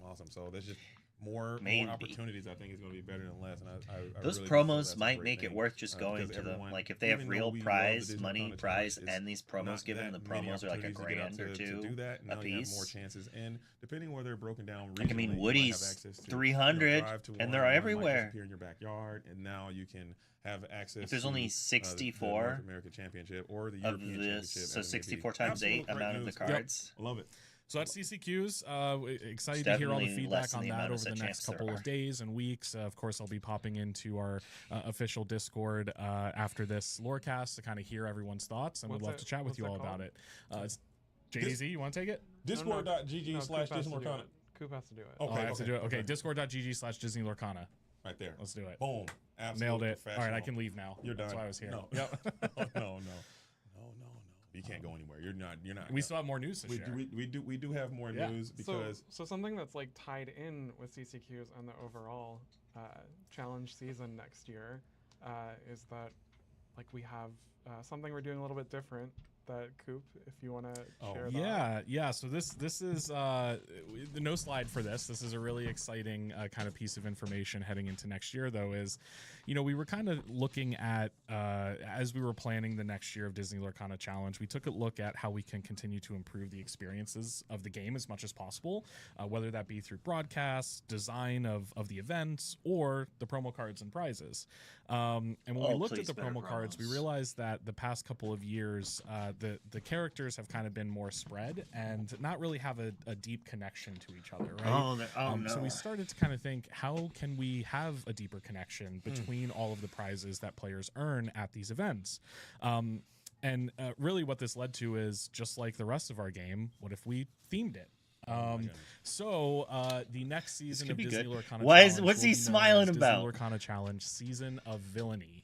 And what this means is all of our promo cards and hot play villains. mats and Okay. prizes around all of our Premier Play programs will involve cards that are villain or villain adjacent. So we're really looking forward to that. Each year of Disney Lorcana Challenge will feature a new theme, and we'll continue to select that's prizes neat. around that theme. So we're really As excited. long as they're for good that. cards. Again, we're not ready to share details today on what those But I cards mean, that's are like a cool or theme. the rest of the prizes. But no, when it comes to the CCQ, that will tie back into this season of villainy it's gonna be theme and villain have its own promos. unique card. I do have another question for you. So do you think season You don't have to villain answer this one either, will have its own but did promo Baker have anything to do or with this? symbol? But I know you and Baker are friends. So Did Baker Baker have anything to do with this? Baker didn't have anything directly to do with it, but Directly. when Coop and I were talking about like what themes we wanted to do and just knowing how much we wanted the different casters and content creators and stuff to be a part of it, doing this almost for Baker was like part of that conversation. That's really So I guarantee you somewhere he is actually flipping out right now. He's Listen, going- there was definitely, we were in meeting rooms, and as soon as we were like selecting things, it was like, oh, Baker's gonna love this. This is great. So, Yeah. it was really exciting. It's gonna be nice, and that's a huge aspect of Disney Lorcana, the storytelling and the through lines and the attention to detail and just the magic that is there. So seeing that, now we have this connected tissue essentially of a season of villainy and all of Are you talking about all Sky? the DLCs, all the CCQs throughout this entire next season, all the way into the next the next national, or excuse me, North American Championship, EU Championship. They're all going to be villain based. They'll all be villain based or villain adjacent. Okay. And keep in mind, because I think I see a question here in chat, this is only for Premier Play programs and Gotcha. things that connect directly to Disney Lorcana Challenge. So, set Lame, champs not won't the- necessarily follow this model. There may be a card that is eventually a villain, but right now, everything will still be separate in terms of that theme. I'm certain that the local game stores are going to pick up on the vibe. At least what I've noticed from the ground level is that people pick up on the vibe quite nicely, and if they see the vibe is season of villain, you better believe there's going to be some villain through lines. I mean, throughout we just kind of teased into the Ink Dark, right? He's So playing really Satisfactory, excited about and that he's- and tying it into He's the dueling. Disney Lorcana You gotta Challenge season, dodge them so. to the left and right That's- when that's they kind lunge of at the you. idea Step with to the these left or the right. season Dodge. themes is that Strafe. Go around to your left and your not right. to give too much If you, away, if you but, just like, stay, we're if you just looking go at the forward, sets backwards, coming he's out gonna get you. and seeing like what makes the most job. sense for tying a competitive play theme. Do you know what to. strafing means? And so there will sometimes be overlap with So the sets, this but is what you were it doing. won't You were necessarily be walking like overlap this. with Look at me. every You were set. walking like this. Yes, yeah, And great so point. Strafing is going I like love it. this. That's some good stuff. That's some You're good stuff. walking to the But side of I them. would like So to when take they this as come a chance. straight I at mean, you, there you are step some. to the The side and Disney they- Lorcana Challenge is just this very magical experience, and everyone Stand loves up. it. 99.99999% of the time at a Disney Lorcana Challenge, What are you doing? it's good. Everything is great. and you come home, you have straight at these me, very I high walk feelings, to the but side and you there go are by some me. things that So if aren't you're always walking going to straight be line, the best. Cool. that's If I can say straight that, if I by, can be so so bold and then say you that. miss. So I just want to kind of bring to your attention. I'm sure you are aware of Yeah, some you things got that me the kind of went fourth down. I don't time. want to go into too much detail. I want to make sure that we are staying. Real quick before we get into that. Okay. Just want to add for like more information when we have more information to Oh, share interesting. about the next season of Disney Lorcana Challenge, and some of the information that's yet to be announced for the rest of this season. That'll They be have so much happening at info they're not D23 telling this they year. want to. Yes, be sure to tune in to D23. We have a lot of exciting announcements for that. So that's kind of the star that you can look towards for the rest of the Disney Lorcana Challenge news. For sure. D23. Yep. Awesome. Okay, continue. Yes. But no, I know where you're going with that yeah. JDZ, and honestly, I'll go into as much detail as possible. Okay. You know, we know that there's been a lot of discussion over the last couple of days, and really as an ongoing topic within the community around how DQs are handled, how cheating is handled within Disney Lorcana, and I kind of want to talk a little bit about that today. First and foremost, I want to be as upfront and clear as possible on our initial stance as tournament organizers for the game. You know, cheating and unsporting conduct has no place in our game, flat out. If you are doing any sort of that behavior, unfortunately, this is just not the game for you, right? Yeah. We want to make sure that you're able to come to an event and have a welcoming, safe, fun, and open experience, regardless of who you're playing against. And our organized play team really wants to provide that. And as soon as a player breaks that integrity, you know, it's our job to ensure that it doesn't happen again. Right. So really what I want to talk about today is some of the processes and short-term fixes and long-term fixes that we have in place to kind of help with this. What if they just dropped a list? They're like, these people are banned 6 months. Over the last couple of months on updating our tournament rules and policy documents to help ensure consistency. Like, I think and Wizards give our took lore their guides band tools list that they're able down. to I think someone use sued to them. accurately figure Like, out, I literally think someone you know, sued when them should a or player be threatened escalated litigation. from And kind ever of minor since that penalty happened, or I even think a major every penalty card game into after that is DQ like, status or cheating. we're not going to have a We list feel of that banned it is players. our responsibility to make sure that these tools are as up to date as possible. Otherwise, it's going to be a tricky situation to navigate in the future. As you saw today, we have gone ahead and updated our tournament rules, and that's an ongoing process we'll continue to monitor. We know that the play correction guidelines are also really out of date. You know, they haven't been updated since 2024, and we are working on that. We hope to have something very soon, but until those documents are fully updated, it's really difficult for our lore guides to kind of apply. They got it shut down, but they still had rules. To kind of weed out. But it was that when they just stopped.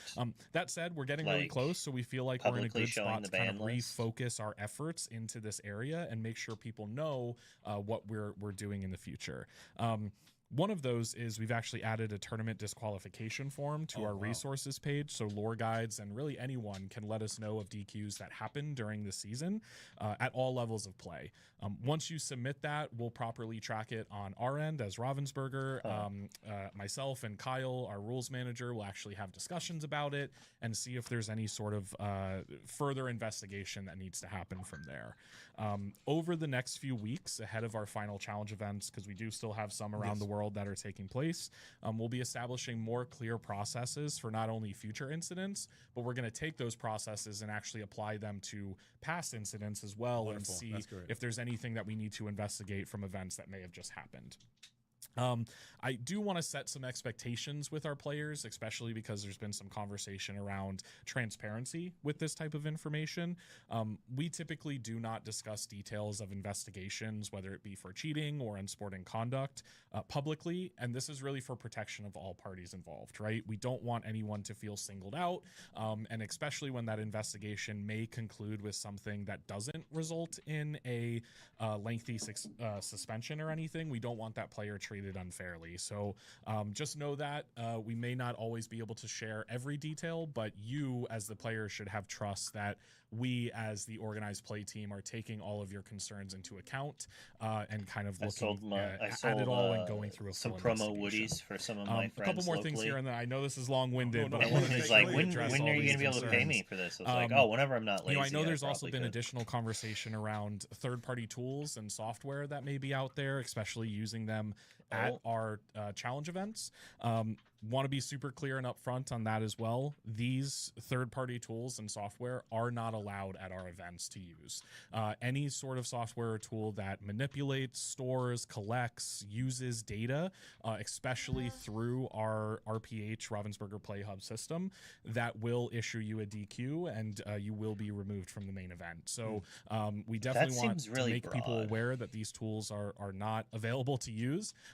Our goal is really to just have people play Disney Lorcana, right? When you get to a table, you sit down, you have your deck, they have their deck, and you solve everything just by playing the game. Wait, cool. What a crazy concept. I know, right? Like that is a what a crazy Can you run that by me concept. one more time? Yeah, I think that's a bit strange. I don't really understand. We the want concept here. people to play Disney Lorcana. That's boom. Did it. Yep. Oh, man. Yeah, the problem my with a God. lot of This is why they hired rules me, to you know? force This is people why to I play came in. Disney You sit down, you play Lorcana a create game. That's- really bad Yeah, and situations. by the rules that are issued. Like That's banning right. intentional and, draws. And look, I don't want to Only we in know a digital that world players will use does every that work. tool available to them to try and win, right? Like at the end of the day, it is a competition, but we want to be very clear with our line and make sure that players know everyone is equal in that room, and we really want everyone to be on equal footing and have an equal advantage or disadvantage for playing. So again, whenever in doubt, especially if you have a question around what you can and can't do, we highly recommend reaching out to a lore guide, whether that be before the event, during the event, or after. You should Always call absolutely bring Judge. it up, and they'll be able to let you know what you can and can't use. And if they don't know, they'll of course come to us and we'll check in on that. And then very last point that I want to bring up, because this is actually a unique one that has recently come up within the community. We have a lot of conversations here on the organized play team, some that happen for months because we're obviously planning for the next year and next season. We've seen a lot of chatter around new rules of information presented to players when they go to sit down to play. So things like, what ink colors do you have, or ink pairings do you have when you're playing? We've already taken a look at that. We've actually been discussing it over the past couple of months on if that's something we want to do heading into this next year for challenge. I don't know how I feel about and that. we are also exploring something that's a little bit more drastic As long as as well, it's not such as open open deck deck lists, I'm lists. probably So taking fine, it but even I a step hate further. open deck Would lists. love the community's feedback I like on surprises. those two options on which they prefer. I don't want to make any guarantees that just because the community prefers one option, we won't do the other. But when we do make that decision, we'll of course explain it to all the players on why we're taking that path. But just know we're looking into it. We certainly appreciate everyone that's come to these events. In top and, 8, like you said at the top of the just to discussion, stop scouting. for the most part, 99% of that But I room still is don't like it. amazing. I would honestly And, prefer I love if the they community did, we have. We saw. I think Wizards does young it, Illumineer where it lose gives his, you a list of every his card in deck, their deck, but unfortunately, it this doesn't give past you the weekend, and the numbers. It community just tells you rallied that around these and cards helped exist in rebuild their it. deck. And So they that don't was know if just it's a amazing 4 to of or a see. 1 of. So we really love our community, but anytime you get 4,000 people Right, in a Sky? room, Who gets that? there's going to be 1 or 2 bad actors, and we want to make sure that as players to trust us to get them out. Absolutely. Just a It actually super only adds small, like 3 minutes people around. react on the margins. Hoggy. It's going to happen, but with our community, Maybe I think the love 5. that we have, people can start. Most of the to source time, those you're individuals only and root them glancing at out. the And I deck love list the in fact between that you games guys while are shuffling. looking at this, Like, and we could you potentially kind of already have a retroactively gist go of what back you need and to see do. some of these bad actors. Because once Personally, you're a for cheater, me, you're always a anyways, cheater. I You're never like gonna be able to I cheat only your ways, and spent you will like eventually 30 get caught, seconds and you will glancing at the deck while eventually, be shuffling. removed It's from this like game, and I think that's you already what have an will be idea best of for what that everyone. deck Also, does the and how you community play sentiment against it, about right? the So open it's deck, just I would like share lets mine. you I would love to see open and deck check list for colors. deck I know a lot cards. of community members have said that they would not mind having that be the reality because there are a lot of Illuminaires who are new. They're in their solo, they're by themselves, and there are some. Oh, we can high-powered play. teams around with Yay! people That who means all the cards I have, signed are legions legal of for play in followers who can go some around and do all these scouting at reports. locals So and even if you whatnot. get rid of the technical aspect, the physical surveillance that is Apparently, there, you're not people supposed to just sign in the text box. collecting Sorry, information everybody I've ever for signed other for. people. It does provide a semi-advantage for those individuals. Well, he can So want open even deck just open lists. deck lists, I think it would I don't. benefit. having a level playing field for everyone, so people can. Like, 'Cause I they don't have like yours someone being probably, able to but you play can- around my silver Right, bullets yeah, if they don't know I again, have it's it. about Like, what information I don't like is them presented knowing when I you have sit these down to tricks play, in my right? deck Like for them. if we can just know, Like, okay, I yeah, think you're playing that Amber it Steel, pun- I'm like, playing Ruby Sapphire. there are Okay, things great, you let's do get in to open playing, deck right? lists that There's you nothing don't. It else that you forces have me to do play past more that. one of We sometimes actually to make kind of them already play did around. that in But, like, the first I'd rather season them World not know Championship. about We it. had those ink tokens that the players had to use. So we already have some kind of test cases to see how that went. And I would be fine yeah, with just, colors. Like, really what ink appreciate colors everyone's they feedback are. over the last 24 to 48 hours. I We're would starting not like to take a deck deeper look lists. into it ahead of the championship season. Yeah, keep giving us feedback. I love to read it all. DisneyLorcana.gg/Disney. Wait, hold up. Edit. Discord.gg/DisneyLorcana. You could not have fumbled that harder. Rochelle, I'm not you, okay? I can't stand where you stand, okay? I'm trying my best, okay? Show mine's done one time, Rochelle, please. See? You get it too! No, my mic was off. Discord.gg/DisneyLorcana. No, okay. Wow. I'm sorry. Oh, no, you're to go. I'm trying, okay? She's too funny. Discord.gg/DisneyLorcana. Discord.gg/DisneyLorcana. Discord.gg/DisneyLorcana. Get in there and start the conversation. Nailed it. And let's get active. And, all feedback is important and make your voice heard. But I think it's time, Rochelle. I think we got some nice reveal. Are we doing reveals? Do we have some reveals About to show? time. We do have some reveals. So last time we revealed some items on the first weekly Lorecast after the special Lorecast, and I thought it would be fun to do the same thing. So All right, here we go. Let's do it. Card reveals. Tell your friends. Translation color 2 cost inkable item. You are my friend is the ability. Exert pay 1. Chosen character gets 1 lore and gain support this turn. I'm gonna hide the video, or maybe I'll just make it a little smaller because you guys are covering up the. Oh, it's cool. I mean, A everybody 2 wants costs see to gain TR something TS plus anyway. 1 Okay, lore that's is like pretty- not that that's bad, pretty neat. honestly. So translation color, really cool. A little support synergy and the lore, so it kind of works with the Like, that's range not of plan bad, we have from last honestly. set. It's an We got Doug on the inkable- artwork done by Peter Brockhammer. Looking quite nice. Gain a I think lore the card looks each turn. cool, I can't think and of either of it the has cards I want more to think synergy of. with some of the cards that we've had from the last set. I can see that Flute. gadget, hack and wrench, Sleepy's working Flute. along Hack with Spellbook. hack wrench. And what I say? Reveal the Hack top and card of your wrench? deck. Hack If it's a and wrench. non-character card or a character Oh my named God. Kevin, put it in your hand. Otherwise, Let me put it on the drink some bottom of more your coffee. deck. Let me sip this coffee one time. It's Then kind on of the right, expensive. we have the 3 cost inkable My Adventure book. It is an emerald item. New memories. Exert 1. Exert pay 1. Reveal the top card of your deck if it's a non-character card or a character card named Kevin. Put it to your hand. Otherwise, put it to the bottom of your deck. A little bit of cycling there. And also, we saw that other Kevin card get revealed where it goes to the top of your deck. So we have some synergies there, it seems. A little more. We're going to probably need more pieces to the puzzle, but a little sapphire and emerald item. Rochelle, what do you think about them? I think the adventure book is pretty cool with Kevin. Just because, like you said, you can quest with Kevin, send to the top of your deck, and then use the adventure book to draw it right back. So that character is just always. I mean, that coming is right something you back can out. do. And then translation. I'd rather color, just draw another action. I do think like Like, there's something I mean, there my with adventure Gadget, book, it's right? like obviously the Ranger plane already airfoil, kinda but combos with worse Gadget, and but, better at the same time. um, You have to that activate me it as seems like the well. obvious Like, you have to place pay put 1. this. And maybe it is just giving you like almost more copies of Ranger Plane, right? Like Mhm. it's not quite Ranger Plane, but it's still like a way to give your character support with an Yeah, I item. mean, don't I guess know, putting it that's into kind of, play off of kind of what I'm Gadget, thinking right now. maybe. I I don't am know. interested to see what other people do with these, but The full-on they support- both support seem deck. pretty solid. A nice- Also, that the adventure book having just like a one ink cost for that ability. That's just, it That's could just pretty be good. like a nice little.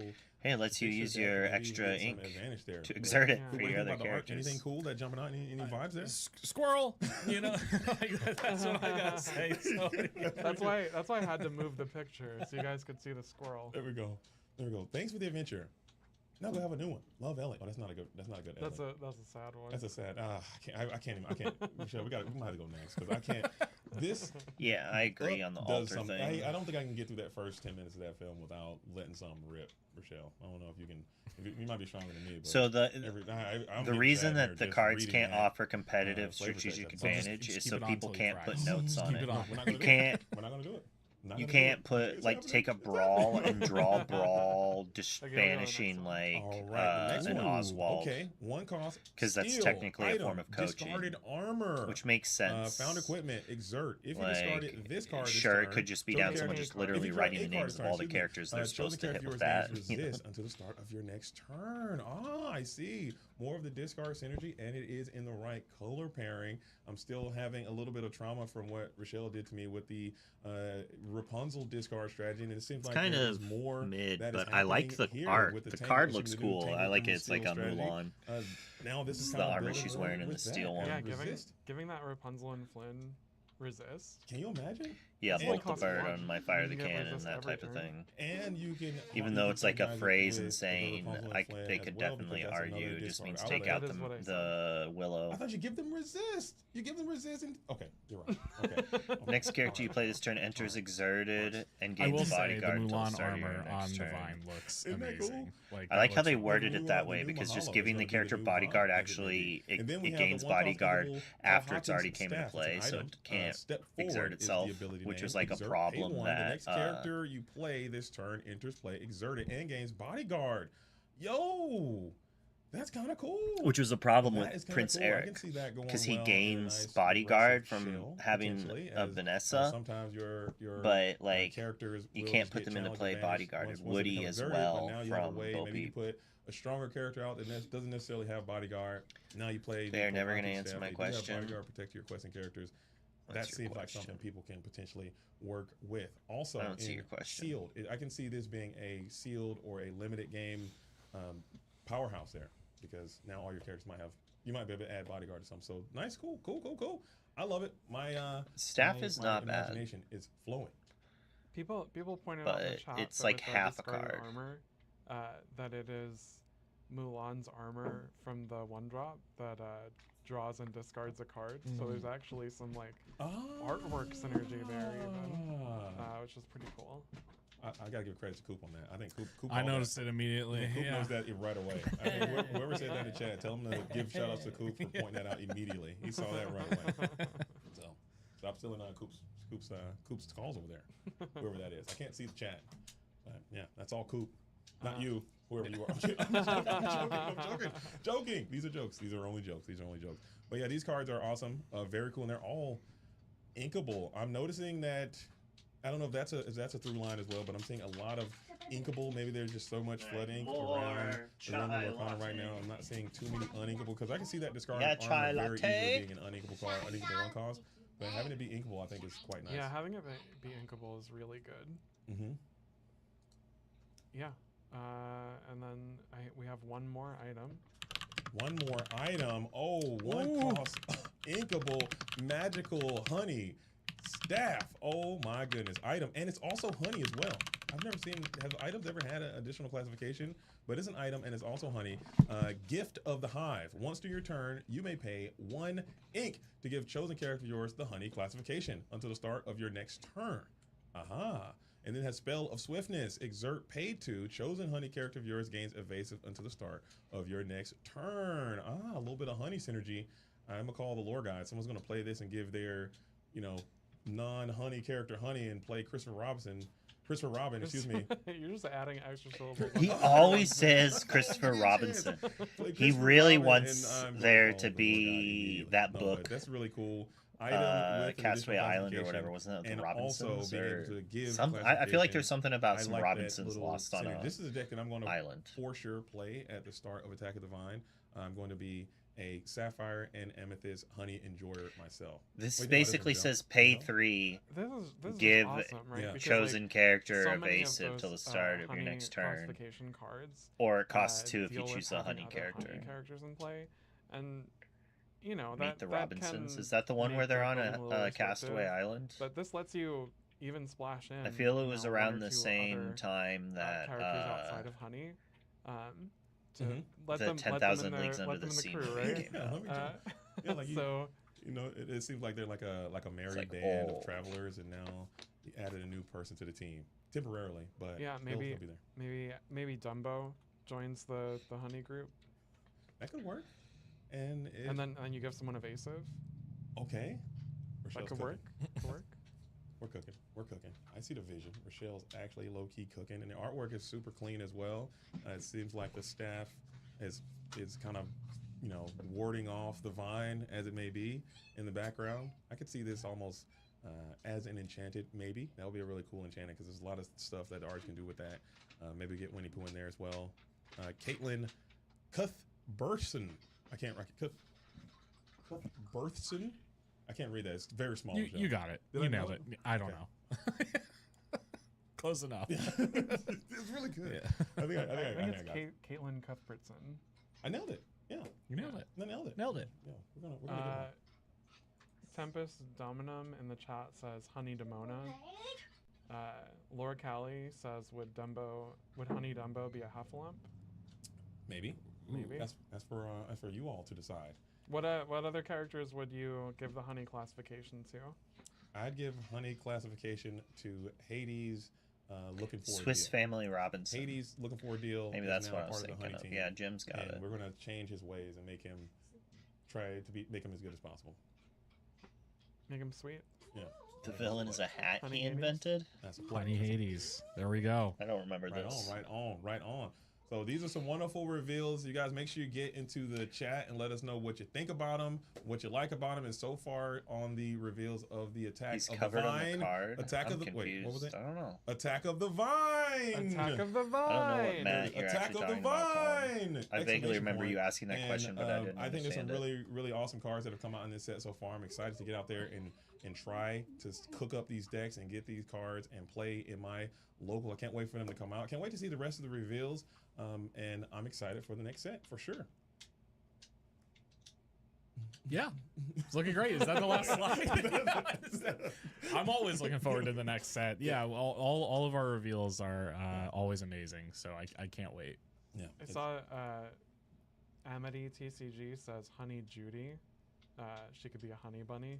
okay. Wow. Honey dwarfs. Honey- Ooh. I'm surprised they said that. Cooking. RMB says Honey Merlin Goat. I think I'll just give it to Winnie the Pooh and just give him double honey. What happens if you have two honeys? If you're already honey and you give someone else Honey. honey, you're extra Sugar. Anyone watch Curb? Your Enthusiasm? Yeah, it was. I think it's gonna be a great Honey. set. I'm excited Thanks, for it. honey. I cannot wait. Thanks, hon. It's always nice to share some time with Cooper, who again came all the way up here to really detail this information swear to you I guys. just We can did try to call squats, him, but but I'll do 'em sometimes again. the phone lines into the Great Illuminary don't work. There's as no well. service there. That's how we Yeah, get in it's shape, tough. right? And now you moved, so now you're in a different part. I'm of even the, further south. Yeah, like it's just not working for me. Forget about it. So I'm glad you had a chance to come here, and I really appreciate everything you had to say, and I'm really excited to what is going to be happening into the next season. I mean, but we still have a lot left. I mean, this season as well. We still have some CCQs happening this weekend. I will be at one. There will be one in Texas. That is going to be the DCI. I can't say, you guys, if you're real when you know what it means, the DCI, but the entry fee to that tournament is Diet only Coke 1 Invitational! soda. I'll let you guess what that soda is going to be. Come on out there and play. It's going to be a wonderful tournament. And then there is another one in the UK. I don't know if we can pull that one up. I believe that is going to be this weekend as well. And then the next weekend, 4th of July, there's a ton of tournaments happening. I know there's going to be the Disney Lorcana Challenge in the Philippines. There's going to be the Disney Lorcana Challenge in Brazil. There's also going to be a CCQ in Texas as well. So we're going right back to Texas for another championship challenge qualification. That on the July 4th. And then Piercing on July attack. 11th, there's going to be another CCQ out in Fort Smith, Arkansas. Deal 2 Sharp damage Training. chosen Make sure you character. The go damage check that can't one be out. reduced And by then the week resist. After that, there's going to be another CCQ in Interesting. Florida. So much activity. Emerald happening. Baboon, We're that's gonna pretty good. end, with Wilds A Coke Unknown, Zero going right Invitational. into Attack of the Vine, and this is just a very exciting I time need to be do a a part of Red this Bull. Championship Invitational, season bro. is almost here. We have I want to say so many dates getting scrambled in my head, but we have the Asia Championship coming up at the end of July, so that's going to be really That's exciting. pretty good. And, yeah, I mean we're on our way to the next season, so can't wait for all the announcements at D23, which I will be at. So looking forward to seeing everyone. Of course, I'll be at the championship events in North America and Europe as well. So again, if you ever see me, because I'm told this a lot when I walk around the challenge events, people are like, "Oh, I didn't want to bother you. You always look so busy." Like, Yeah, I just look that way. Like, there are things going on, but if you ever want to chat with me, pull me aside. I will let you know if I truly can in that moment, but never feel bad about grabbing me, and happy to meet you all and chat it up. Yeah, you do look busy because you actually are super busy, but It's just my face. Yeah. That's all. Yeah. You got a resting busy face. Hey, maybe we ended there. No, No, that was good. You got it. You got it. Okay, Yeah. I had that one in my back pocket for 6 months. Yeah. for this time, and I had to let it rip. Okay, there it is. I've been holding on to that one for a while. Also, this past weekend was my first time being back. I did mention that on Tuesday, but that was my first time being back at Challenge. And it was awesome. And I do want to say, Coop, like, what a great job taking this over. It was really awesome to see. But yeah, I talked to like hundreds of people. It was insane. And yeah, it was just a great time. Yeah, it's we always love the community and how amazing you all are. Really, the events being so awesome is a testament to you all, right? Because without you, we wouldn't be able to obviously do this. And just know that your passion and love for us is just reciprocated tenfold, right? Like every time we get to chat with one of you out there, it really means a lot. And hearing some of the stories from the VIP lounge even that happened in Indianapolis, them saying like this really helped me. This game really helped me through a dark time or anything. Like just hearing those stories are really powerful for us. So yeah, thank you, everyone. Absolutely. Thank all of you, and thank you, Cooper. Thank you, Rochelle, for your guys' tireless efforts. It's just know that it does go appreciated by the community at large. Thank you, JDZ. I mean, you got to cast like 10 hours straight, very little breaks, and obviously thank you to the entire casting team that come out. I mean, you all make these shows come to life, right? So thank you, especially with how much you go to these CCQs. It's amazing to see. I can't get enough. I mean, you know me, I am an absolute workaholic when it comes to this because it's not really work. It's more fun, and I have a blast doing it, and it's my pleasure, and I will never say no to a CCQ. So if there are more CCQs, we got more CCQs coming up next year. So that's more opportunities to just get back into the realm of Lorcana as often as we can, and I'm excited. 64 CCQs next season. I hope I top. I hope I win the first DLC of the next season, so I don't have to go to maybe CCQs. We can get one near you. So get to your local game but store. Still go make sure you're just talking because to your they're community. that profitable. Maybe But I don't want to have to worry about happening in your neck of the woods. the stress of not being qualified. Is so. It's live now. Fill it out. It's very it's stressful. all live. So go check it out. Season 1, it was all the way till the end of the season. This season was halfway through. Yeah, Next so, season, let's start. I want to be in just a Sky's reminder, place. I want to win the we first have our CCQ card of the season gallery, before DLC even that happens. is already updating with Attack of the Vine. So as cards are revealed, you can go to the card gallery here and check out some of these new cards. See the That's foil cool looking. effect and everything on them. I can't see it on the screen over here. I don't know if you're. Wow, that looks. Can you see it now? I still can't see it. I got magical honey staff. I can see it. I can see it. Oh, you can see it? Yeah. Okay. I pulled it up. Okay, I okay. pulled it up. Real fan over here. I'm a fake fan. I got nothing. I got no. Can you see it now? There we go. There we go. Okay. There it is. Yeah, so you can check out, this card that will haunt you forever. Oh. Can't even, the card's still beautiful. I still love the card, but Yeah. I'll never look at that card and not think of Rochelle and how bad you beat me with that thing. I'll come back. I'll be stronger. And even They we have played a the game with promo it? cards in here, so you can see these pre-release pre-release box cards. The Iconics. Oh, look at that thing. Oh my goodness. Actually gorgeous. Actual beauty right there. And the beast as it may be. Haha! Nailed it. That was good. I had that one. That was 7 months in the back pocket, just waiting. That card is hot. How was it 7 months? You learned about it on That's Tuesday. what I'm saying. You just gotta keep writing them and just hold out hope, man. You never know when it's gonna be time to let one rip. And there it is. That was my. What a beauty. And then we next week With like half the on text being Wednesday, July red tinted too. we are going to do a Discord main stage with Rebecca Quest and Baker, the Lorcana villain. And then we'll have members from game design, art, and narrative all joining to talk about Attack of the Vine. It's going to be a good time. Make sure you get in there at discord.gg/Lorcana. These are so cool looking. It'll be 10 a.m. Pacific. We'll also I'll post something in Discord, hopefully later today. This But looks yeah, amber. Make sure you check that out. Join the And this conversation. looks ruby. It's Isn't always this a great supposed to time be that we have steel? there. You get to learn a little bit about the behind the scenes of the making of these sets. So Why? Make sure to check that out. And then Rough. all the card reveals that have been happening, they'll still be happening over the course of next week. You know, people are asking when they're going to see some of the enchanted cards. Those will be coming up. More so next week than this. I don't know if any are scheduled this week actually. And then, yeah, you know, like we mentioned at the start, there is, just to reiterate, there is a Ravensburger online sale for the Stitch Collection starter set happening 626 day through 628. Make sure to check that out. And I think that's everything. I did it. Wow, we did it. Yep. We got there. Yep. We got there. It was rough, but you know, Greg, you're missed. But I think we got a good crew here. Okay, Greg, you're gonna have to fight for your spot back because Cooper is taking over and Michelle is I gonna think take Cooper wants to go home. No, I just got more challenge stuff to play. You're right. You're right. You know, I Okay, just you're gotta right. keep Never mind. pumping away at that. We're gonna So throw you a salute and get you Yeah. back on the open road to make sure that this season 3 is. I mean, gonna be better. D23 is in like a couple weeks. I gotta Let's go. You gotta Yeah, go. I gotta. Yeah. You gotta actually scram. But I look forward to the main stage. Hopefully, we get more impersonations. Those are my favorite parts of the main stage as well. Also, listen to what the artists and the design team have to say, and the game designers. This is a really good time. Make sure you guys show up early. It might you might not have a spot if you don't get there too early. Sometimes they can lock people out, do on side. So show up early, get your spot, and make sure you tune in. It's time to get to attack of the vine. Here we go. Attack of the Vine. Attack of the Vine.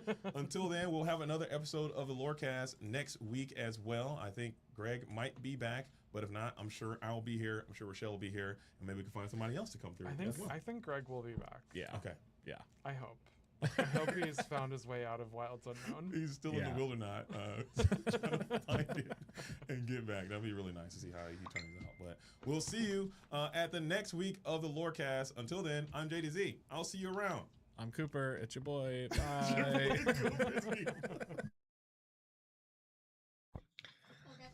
That was a lot of info.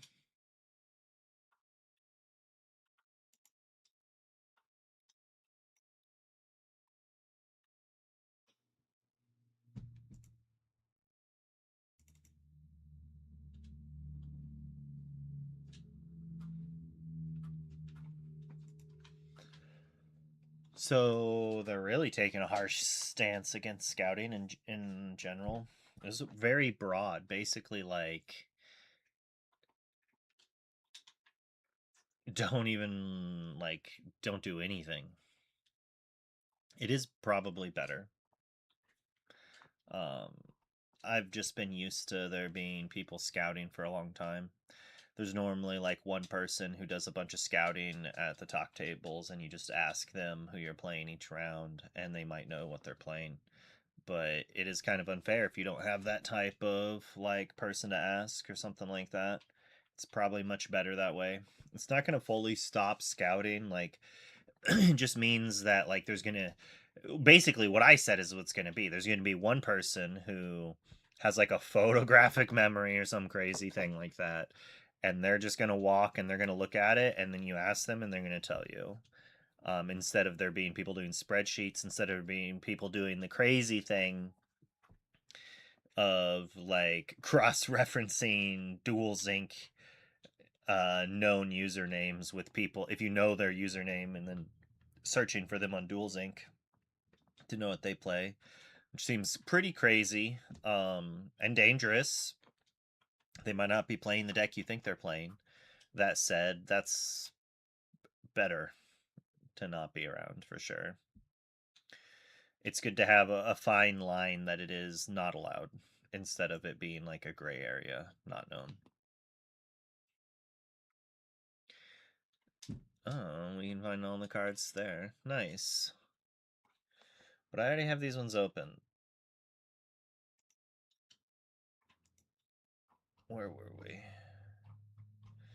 And I should have the translation right here. Sing together, 6 chosen player draws cards equal number of ink types they have in play. So so it's like a draw 5? Like, that's pretty good.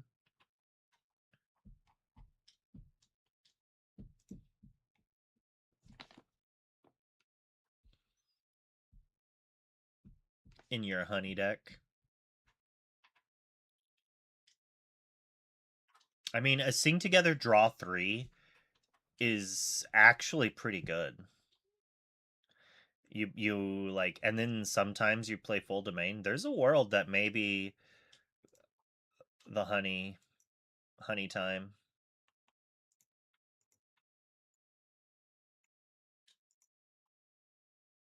Some red 5 drop A.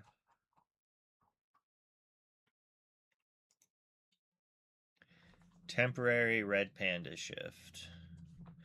Okay, so this is not only a temporary shift, but it's also like a type shift. Yopuski. And pretty cheap. This is actually kind of frustrating to play against if you think about it. Like, your Ruby opponent could just have a 5/5 for 2 ink at any time because they've got multiple red panda characters. This could be really good. And also, like, it could be a bomb limited card. Has a Sing. Like, this does a lot of things.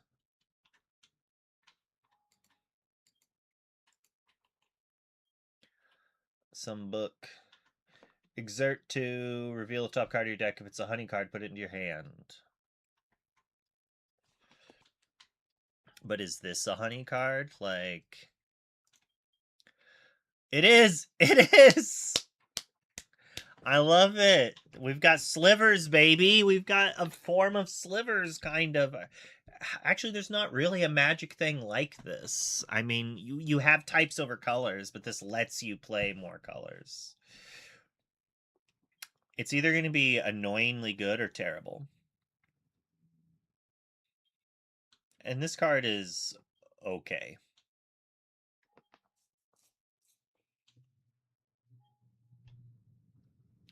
The amber one that draws each player a card. A 2-cost 6 location for 0. Once during your turn, you may move chosen character from here to another location for free. If you do, gain 1 lore. I mean, this is pretty good. You play this, and you play a 3-drop. Then you play the big location, and then you move your character to this, and then you use this ability to gain a lore to move it there, and then that quest for 4. So, like, there could be a world that Ruby Emerald locations is maybe a thing.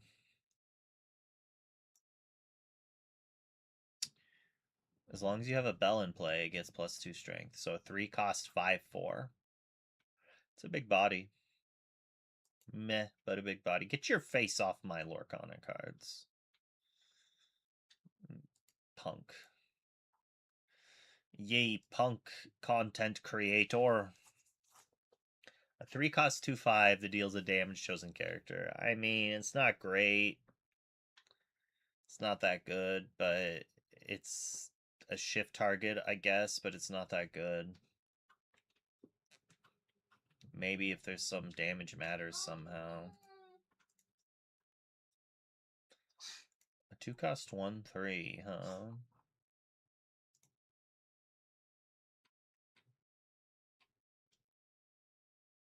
I mean, this is a nice way to punish that, like, 1-drop aggro questing, right? You play this, it doesn't ready, and then you can challenge it, maybe. Like, so it's good against, like, the 1/1s that quest for 2.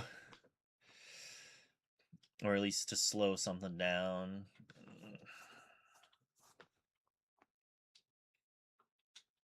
Play it on turn 2 and then play a rush character. What's a rush character? A character that has rush, which means it can challenge the turn that comes into play. Meat Hut Cook.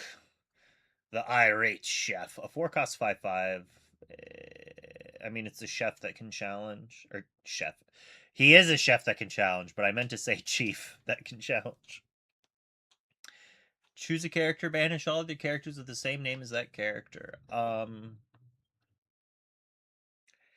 It's probably not good, but there's a world. There's a world that this card is, like, not bad. Like, you target your character and then banish theirs. Like, so it's, like, good in the mirror.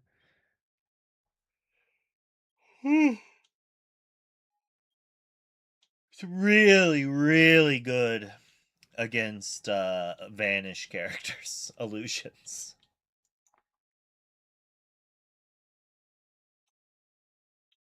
Ticket holder. I don't like this. Let your opponents draw on cards. Maybe if there's a weird mill deck.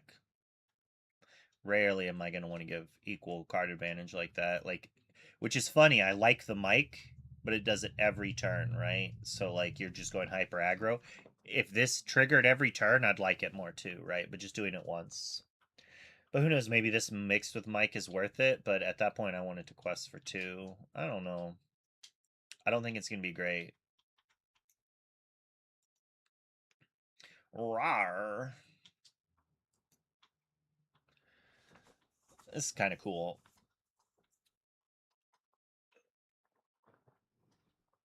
And this is a prime card that can get reprinted and use like a completely different art. Like this could just have a picture of Mickey stabbing with a sword, right?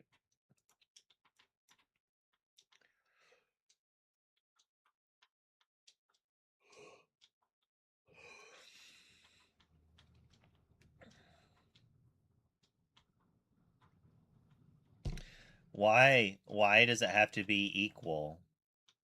It's already uninkable. Why does it have to give it to your opponent as well?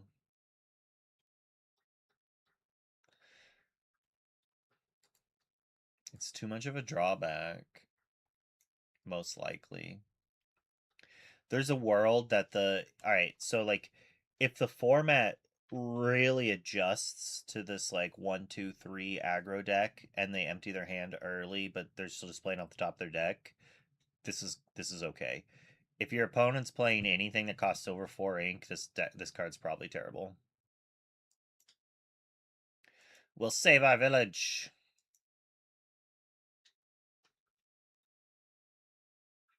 I hope I never have to play this card. Ooh, a 2 cost 3/3. Not bad. 4 cost 3/5. Honey Paladin. A paladin and a knight. Which is it? Which is it?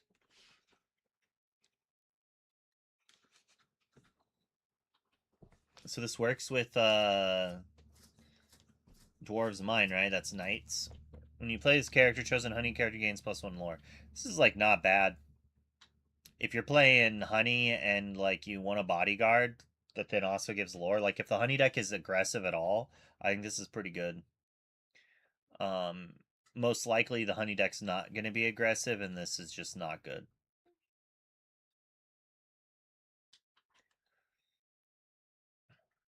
It's not fantastic, but it's like a mixture of, I don't know, it's just like a big butt, which is good, but then you're also gaining a lore. It's like the 3 cost Donald was a 2/3 that did that. This they just give 2 more defense. Oh, what is this? Challenger? Support? It's got to be support. Oh, wait, this isn't up here. Alright, well, support it is. That's a big body. I mean, I'd play this in limited, most likely. Luckless Bard. Fleodor Flam.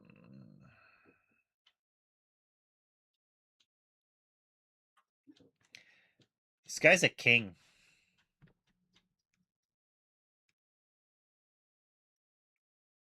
I'm pretty sure. The actual story. He's like a king that wants to like be a bard for some reason or something like that, and he like tries and he can't do it, and he's given a magical harp that plays beautiful music, but like a string breaks whenever he lies or something like that. A 6 cost 4/5 quest for 2. You can draw a card if you'd quest. Kinda whatever.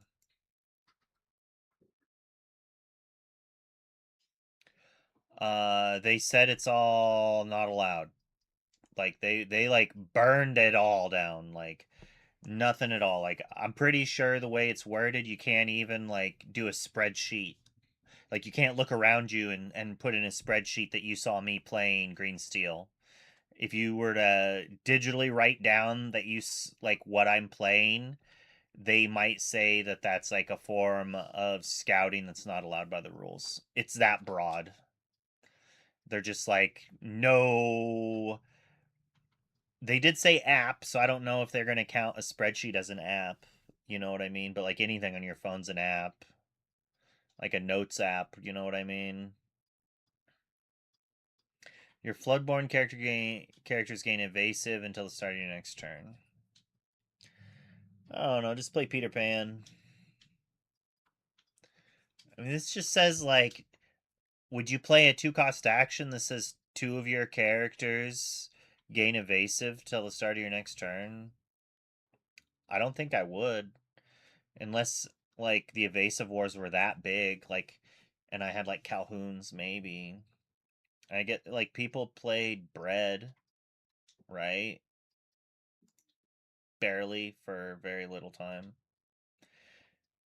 I'm playing this card in limited. You're gonna have that many Floodborns?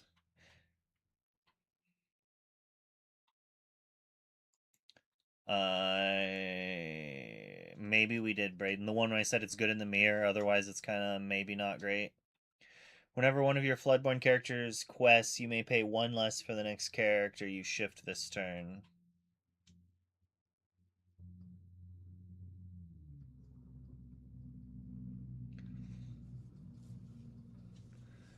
Whenever one of your Floodborn quests, you may pay 1 less. I mean, this is, like, not bad. If you're gonna go Floodborn Vineling.deck.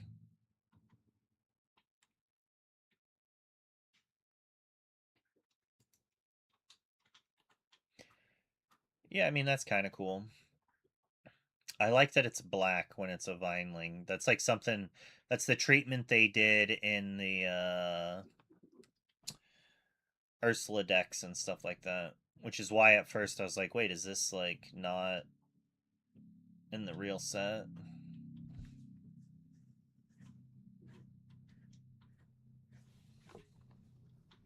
I kind of compared it to Silver Slivers, but they're not. Like, okay, I mean, I guess this is like Slivers. It's like all the bad Slivers.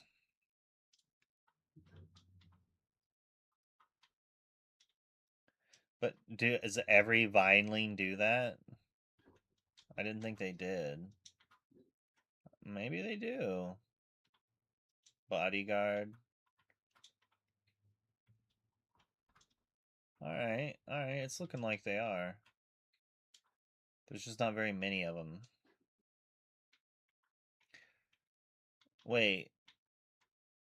Why is he not a Vineling? Floodborn is not always... Wait, these are shift characters that are not Floodborn? I thought all shift characters were Floodborns. Did they change that? Apparently they did.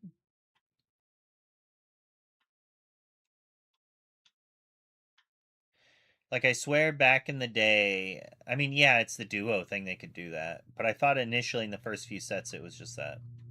Syndrome isn't Floodborn? Hmm. Super Shift without being Floodborn? Okay, so they'd already gotten rid of that.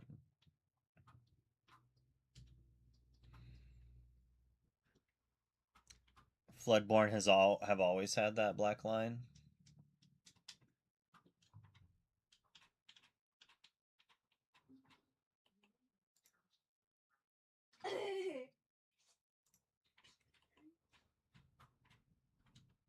I don't want this though. I like how it's... Oh, I just have to keep going down, I bet. Okay, yeah, they have. And it looks familiar, so... Interesting.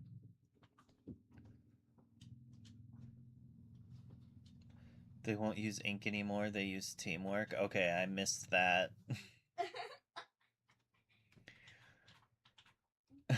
No ink teamwork.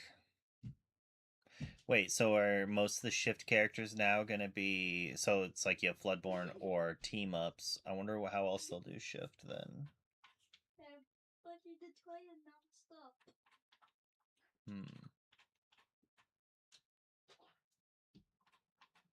Oh, here's another Vineling.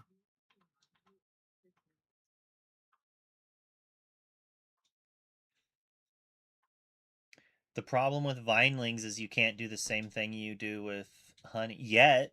Is it the card that gives that ability?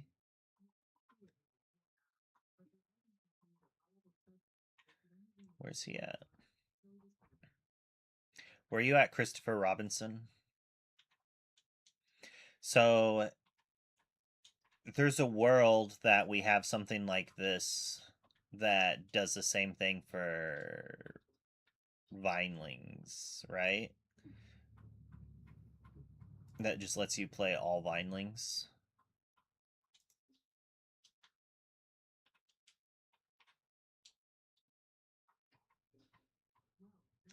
Yeah, they do. I mean, yeah, they will definitely. At least it says yours, bruh.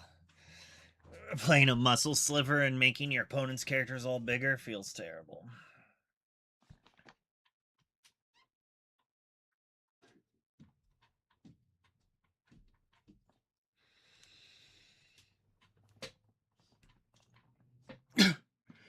I've not seen this card. The band they like is called Four Town. At least it costs 4. But there's 5 of them. So it has Singer 5. Is that what the asterisk is for? It's like, it's actually 5.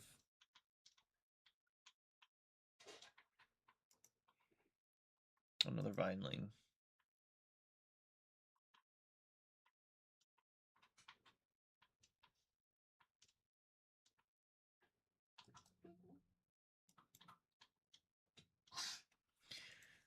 I will put it on the list.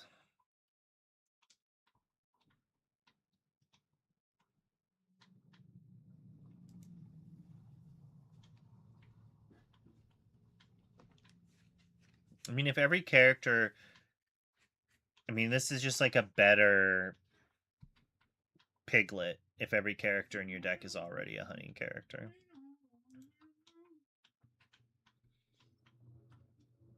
We don't.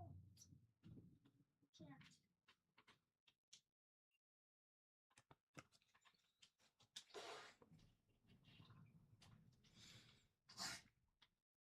Those characters themselves might just be under the Floodborne thing. It is interesting.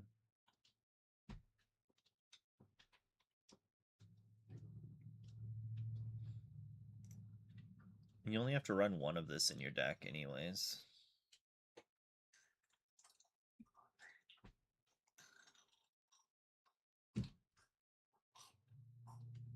So we've got the discard archetype that's going to be a new archetype, and then we're going to have Vinelings, and we're going to have Honey that are just going to be 3 brand new archetypes, right?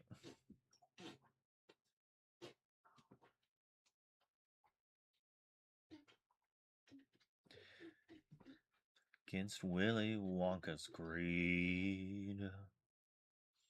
This card's really expensive, though.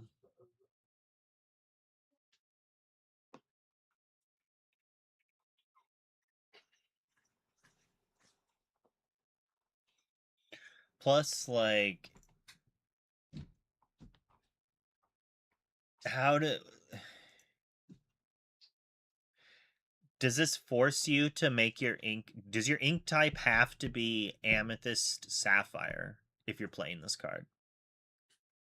And then all of your other honeys can be any color?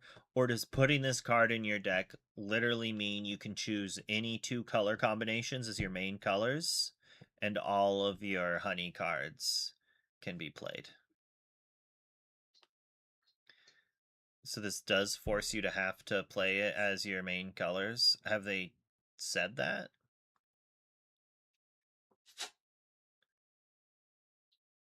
You have to have it be blurpled in the other cards. Okay. Dang. I was like, you just play Willow in this bad boy.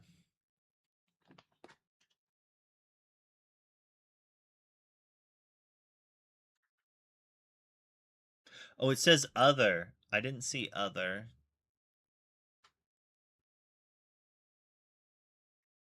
You just have to play 2 in your deck, and then you can play in anything. That's fun. Like, what if that's all you had to do? If the rules were just that weird, you play 1, it has to be in Amethyst, it has to be blurple. You play 2, you can play whatever color combination you want as your main colors. That'd be hilarious. So you like this card, Braden? I mean, it's definitely going to make you have to sit and think whenever you want to double up on your best card. Or if you're playing, like, a bunch of shift targets and a payoff.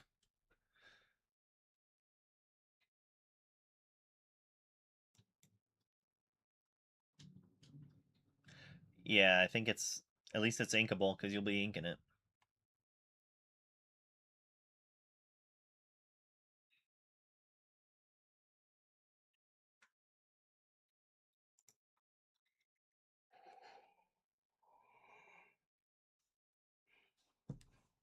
A 1/1 evasive ward. Not that great. What's a draft deck? It's like a pre-release, except you have 8 people sitting, and then you open a pack, you take a card, and then you pass the pack to the person to your left, and you each do that. And so then you like design a deck based off the cards you get given instead of the pool. You pick cards, and so you have choices. It's more skillful. Yeah, that could be maybe good there against Diablos, since they play extra Diablos. But it's still just a 3-cost answer for a Diablo. Punish you if you get Maltese. This is what I want to be doing. Shady's back. Back again.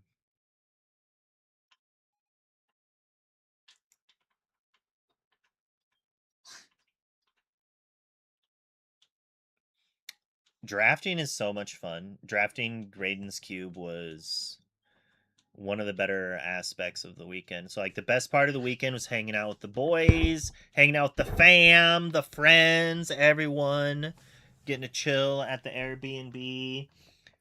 Color was there, and then, like, all of Maelstrom. A few of us weren't staying at the Airbnb. I think all of us except for Sky was at the Airbnb, but Sky still came over and hung out, I think, once on Thursday before I got there. But just hanging out with them, and then at the event, hanging out with everyone. We finally got a picture of the whole squad together. Reminds me, I need to open up Facebook on another page and find the Dimitri post. He took a bunch of photos of the event.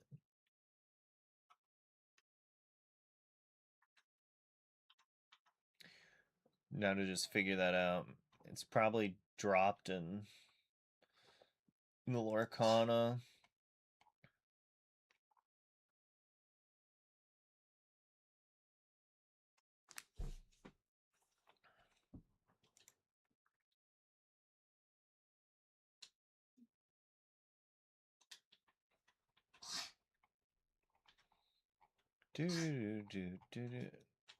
The Facebook thing is just all spoilers, pictures from today's thing, and other junk.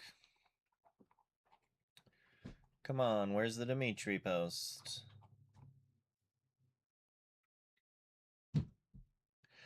The boys, the fam, Color was there too. What do you? I was just adding you were there with us. You're part of the fam. You were just the first of the fam. And then I was like, well, I'm not going to name everyone else. I'm just going to say Maelstrom. I could have just been not mentioned you. I did all weekend straight up. Oh, yep. The new discard synergies of being able to play discarded cards seems cool and fun. I agree.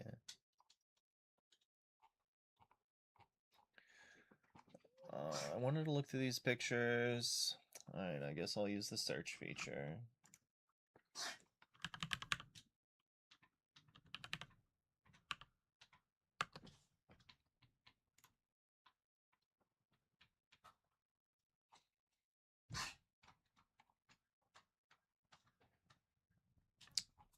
and he had multiple drops.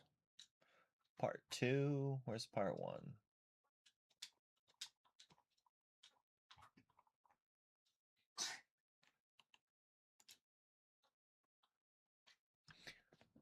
All right.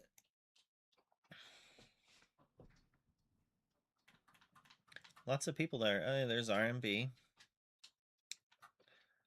It almost looks like Jordan, but I don't. The shirt looks like a different jersey. There's Ben. Is that? No.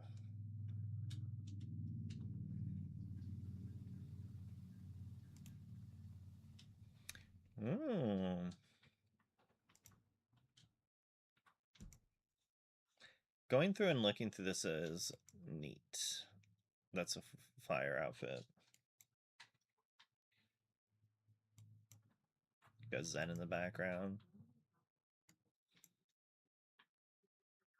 Kim flicking the cards. Yeah, some Ohana picks in there.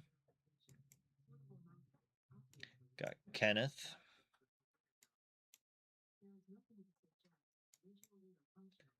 Oh, what is this? Whoa, what is this? What did I play? I played Green Steel, actually. I'll find the tweet I made after this and show it.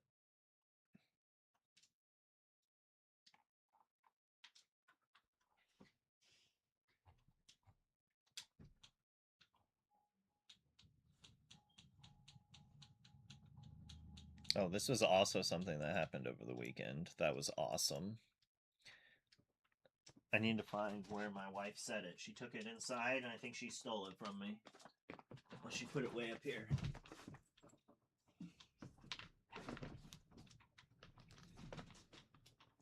It is amazing.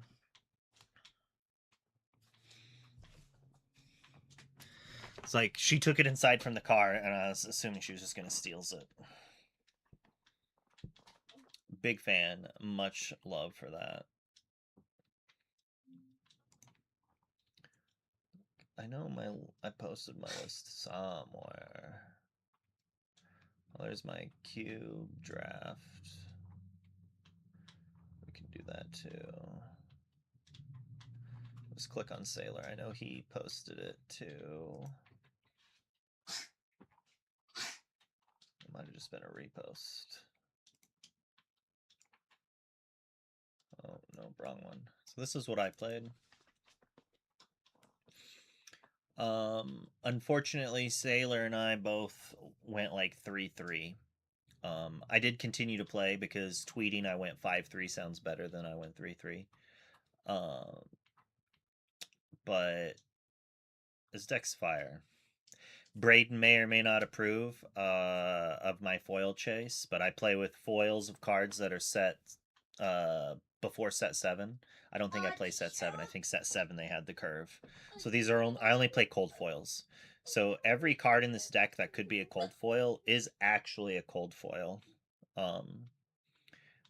So like the Judys, the Diablos, the Eleanors, the Goofs are not cold foils.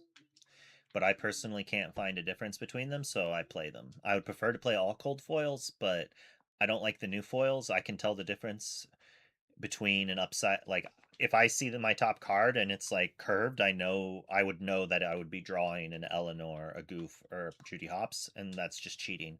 And I don't want to do it. I don't want to even act like.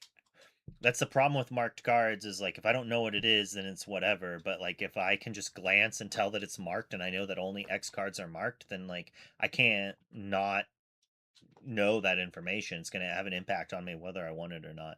And then that's like cheating. So I don't even want to like accidentally put myself in that position. Because I was playing with some for a while and you could unbend them, but they'll eventually come back.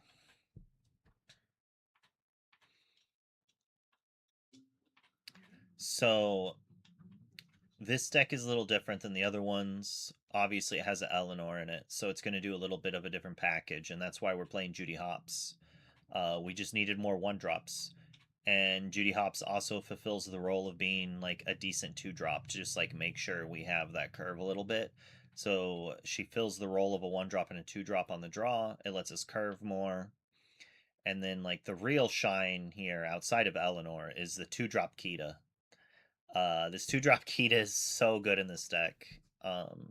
Not only does it let you activate your Eleanor, but it helps protect your Diablo in the mirror and against Emerald Amethyst, where they're just trying to like throw Peter Pants and stuff into you.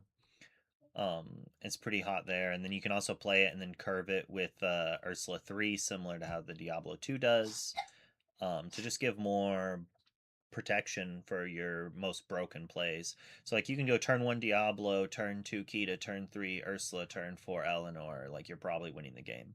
You don't even need to shift the Diablo. I mean, it obviously helps a lot. So there's that. We're running 1 Has Set My Heart to answer Snowfort, and occasionally Workshop, or I think there was like a French version, French Shark list that was playing Fishbone Quill and not much others. Like it's you can discard it to Diablo or ink it, if you needed to.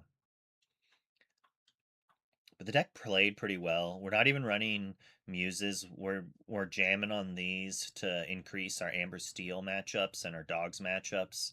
Where like we play Ursula 3 and then they play Ursula 2 or Mowgli and they hit our only song. Well, we have this to guarantee we have songs and they can't stop us, basically.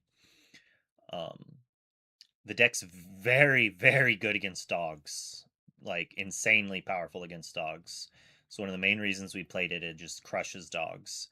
And believe it or not, it has a very good matchup against sharks and items. Like Eleanor is very good against items. We've seen that with dogs. You're a little bit slower, but you're still hitting the shift target. You're still hitting Oswald. You actually have song removal for Oswald anyways, right? So you're able to answer the early Oswald and apply pressure. And Eleanor gives Green Steel pressure that it didn't have before. That's giving you 2 more lore. And since you're playing curve, you're more likely to have other characters to quest and lore. And that's like one of the benefits of the 2-cost Diablo that Green Steel gained, is they gained a 2-cost quest for 2, right? You play it and then you play Ursula 3, quest for 2, you get aggressive. And then if they challenge it down, you double sing removal on their things. And if they don't challenge it, you double sing strength and you punish them, right? Granted, you do have to play around to Eleanor and make sure that you can set her up. But in general, like, it's not bad. Against Amber Steel, you go turn 1 Judy Hops on the draw. They play Cindy, you Judy Hops, right? They can't take it down with a Storm. And if they sing a Cood, you can challenge her down. Like, obviously, worst case scenario, they sing a Cood and they play like a 3-4, and then you challenge it and they challenge back, and then they have another Akud into a Rapunzel or something crazy like that, even though they can't do it that turn. They challenge it down and then play something else, and you don't have another 2 damage somehow. Like, that can happen. Or you're not going to want to use your Diablo to take out the aerial. Like, some bad scenarios can happen.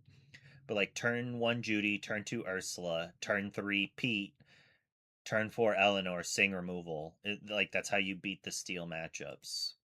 I lost the mirror. I lost the die roll, and they had more Diablos than me, and they had it all. And then in game 3, I had turn 1 or Judy, turn 2 Ursula, turn 3 Pete. And I knew from the Ursula that their hand was Caw and Ursula 3. They draw for turn, like I played Ursula past. They're on the play. They only have, because they shifted to Diablo, right? So they have 1 card in hand.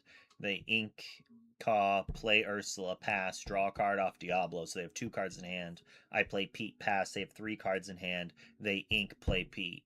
And I lose the game at that spot because I can no longer take out the stuff I need to. My hand, when they played that Pete, was Eleanor, Strength, Zeus, and like Sudden Chill. I play Eleanor, and then they like double sing something. Basically, I lose the game because then they're able to sing their songs before me and do all this stuff, and it's frustrating. But that's the Green Steel Mirror at times. I played against Green Purple in the first round, won the die roll. I played a turn 2 Diablo.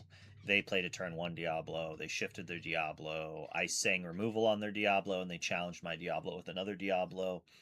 and then they got a snow fort, and then they got genies, and it kind of went from there. And in game 2, they played a snow fort. It did some work. I banished it. They shifted and sang Under the Sea to take out 3 of my characters when I had 5.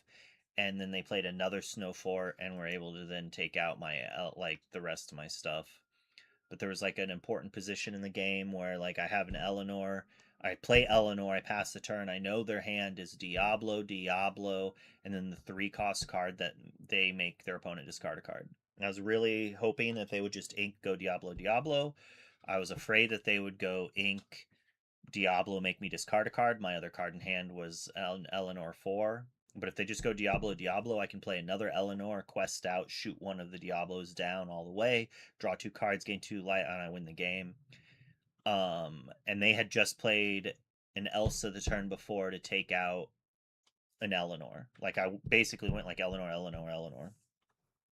And then they take out that Eleanor, and all they have in play at this point now is just an Elsa 5 with 3 damage on it.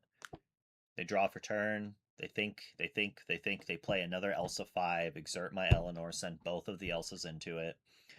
Then I deploy another Eleanor. I like quest out, but then like I can't answer the Diablos anymore, and they each get to turn sideways, and each get to draw a couple of cards, and he stabilizes, and I lose. I mean, he also then played another Snow Fort, so I couldn't answer his Diablos, and then he played another Under the Sea. So I got double Snow Fort, double Under the Sea in game 2, and lost to 16. But they got me good there. And then I beat a red purple, and I beat a dogs, and I beat a amber. After I got my 3rd loss, I beat an amber emerald deck, and I beat an amethyst amber aggro deck. But I lost to red purple. I beat red purple once, and I lost to it once as well. A really close game 3. One of those games where you have Ursula 3 for like 2 or 3 turns, but you don't have the song to sing, and like I literally had Eleanor, Ursula 3, 2-drop, and then like a 1-drop, and I couldn't do anything. And the board was in a position that like if I had a storm or strength, I win the game. And I didn't have either. Even a sudden chill would have been really good. But it happens. I only played 2 Prince Johns. You don't ever really like. I'll quote Autumn. She said that like she found that if she ever drew 2 Prince Johns, she would just lose the game. And like she wasn't on Eleanor, but it makes sense. Like because I have that same experience. That, like the games that you just like have no chance, or the games that you clog up on too many Prince Johns, right? There was another Eleanor version at Dort that was playing Fire the Cannons and more 1-drops, and I actually had this built before that, I think. Because I was super excited when Autumn did well, and then they're like, "Oh yeah, she's playing Queen," and I was thinking, "Well, Eleanor's a Queen. They're talking about Eleanor," and I was worried that like someone else was playing a similar list as mine and did well, but she was actually playing the Queen, and that also had an impact. A lot of people started playing the Queen afterwards in Green Steel as well as in Dogs. So maybe I should have pushed and tried some of the Queen as that did well, but like we played this deck. It was good against Dogs. It was good against both flavors of red blue, and we thought its Amber Steel matchup was okay. Like it wasn't bad, but it was definitely draw dependent. It felt like a mirror, really. It's kind of like whoever kind of steamrolls and is on the play kind of wins. We have some disruption. Like there can be games, that I Judy hops into Ursula and they don't have removal in time, or they didn't have enough cheap songs they could sing. It's definitely winnable.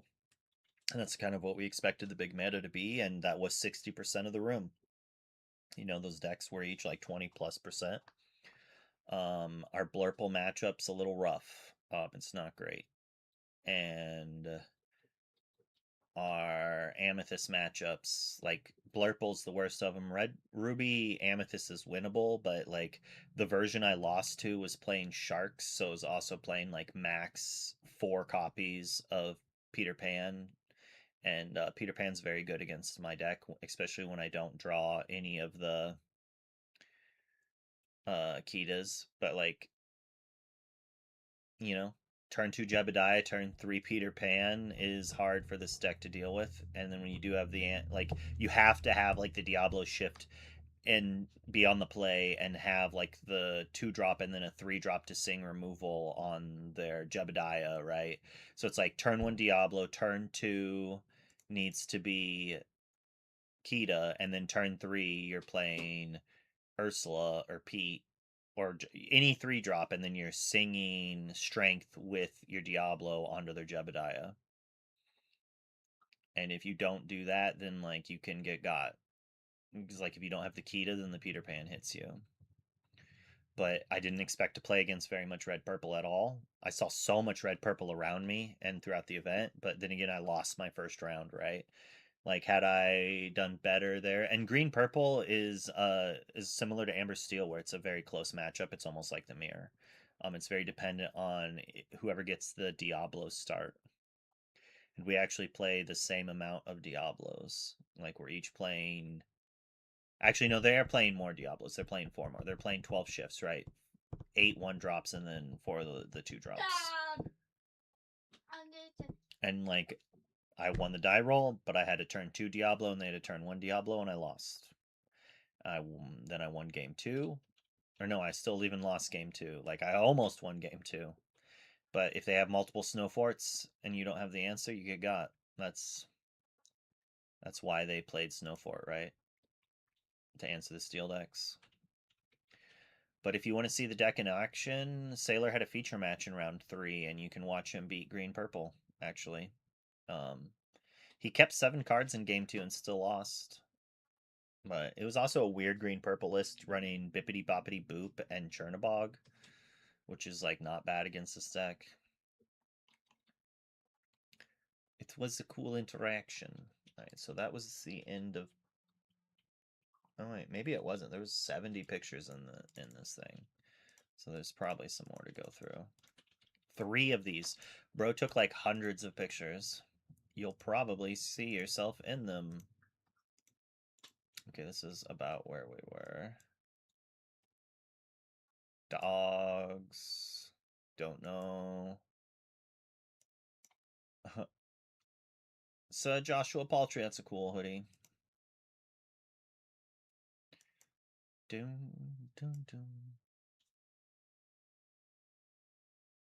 Blurple Copium. This almost looks, just because of the tattoo, I was like, it's Rascal with his hair pushed into a hat.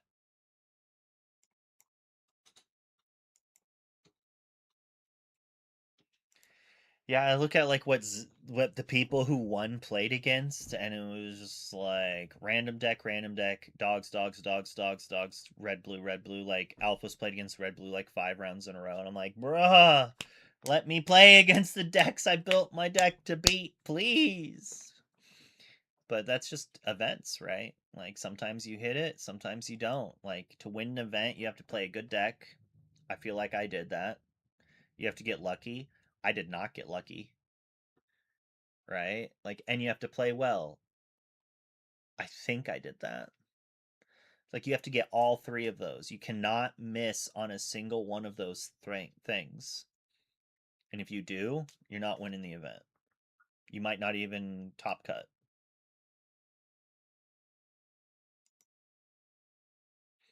I think had Sailor or I made top cut, we would have been in a very good position because, like, almost the entire top cut was matchups we were geared to beat.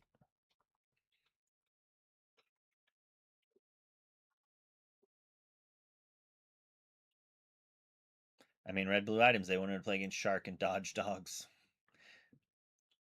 I only played dogs once. If I had played the same decks, but I had played red blue items, I probably would have done well. That said, I would have had drastically different opponents because I might have won my first round instead of losing.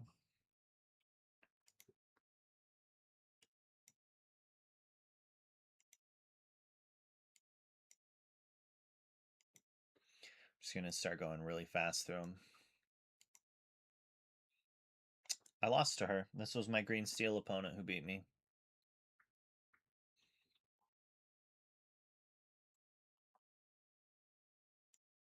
Lost my first round, went down from there. That's how it felt like, that's for sure.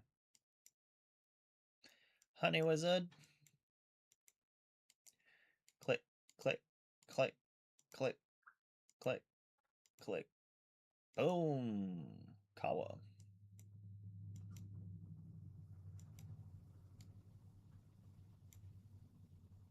There's a local to mine, Victoria.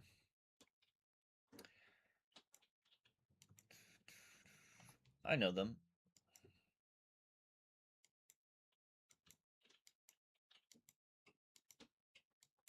I've heard of a few of these people.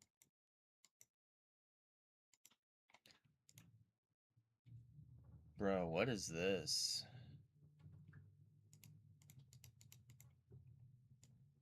Their camera, like, this person's glasses. Did they, like, edit the photo to add blur, or is this just, like, some crazy shenanigans? That's just weird. Hey, it is you. Actually, looking at the camera. What is this flag?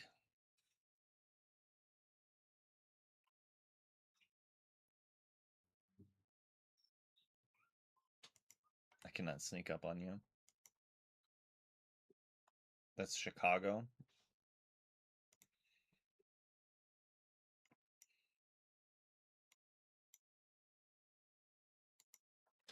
I'm like, I know all these people.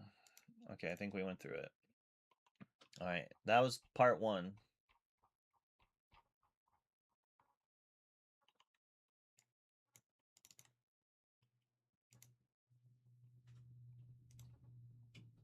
I know him. Hey, he's got the arm sleeve on. There are 2 more new cards. We'll get to them. We shall see them. Took a picture of himself. Bloop, bloop, bloop. Oh, this was the match.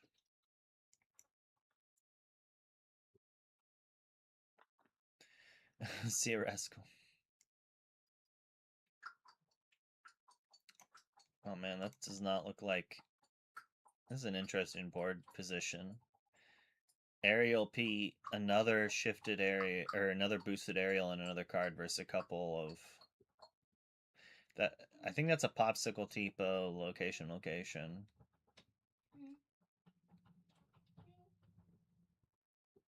If he follows up with a B prep, he wins, but maybe the Pete was stopping it.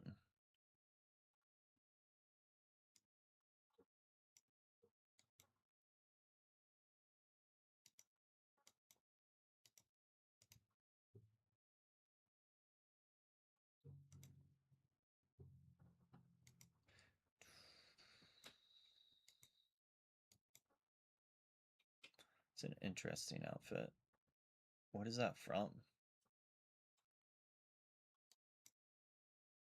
what, what is this?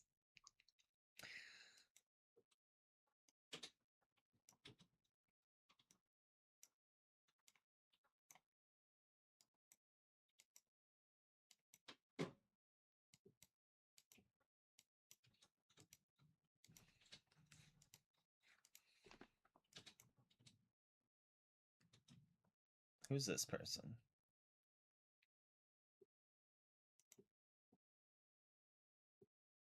I actually got a selfie with this dude. This me cosplay.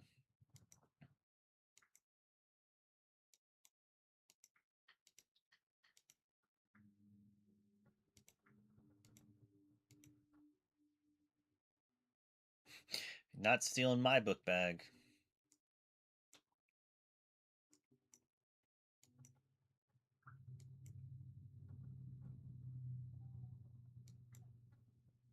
I like these ones.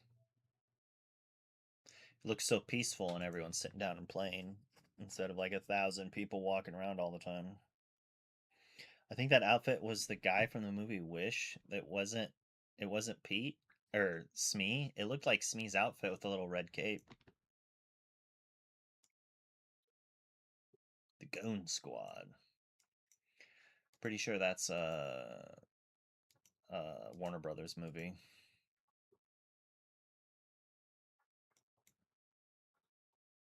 Oh, okay.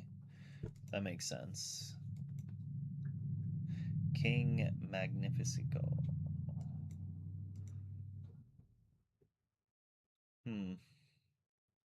Mad Hatter's outfit is crazy.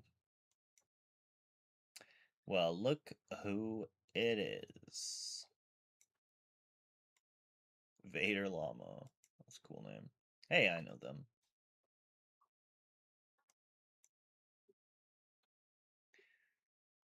She's just like... I'm assuming she's not winning in this photo. That is a face I make when it's just like, okay, I'm probably dead, but I'm gonna have to wait like 10 turns for my opponent to do it. Bet she hiding over here, Jeremy. Bet she was playing Dumbos, bruh.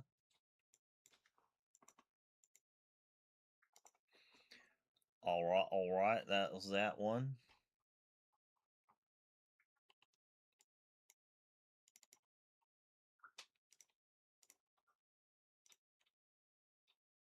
It's a good shirt.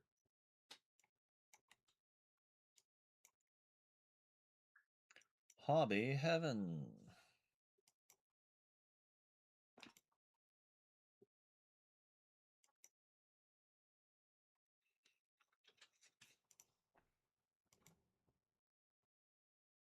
All these Ohanas at jerseys.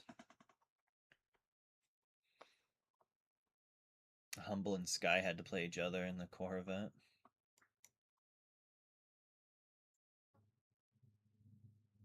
Seconds before losing top cut. Isn't that always fun?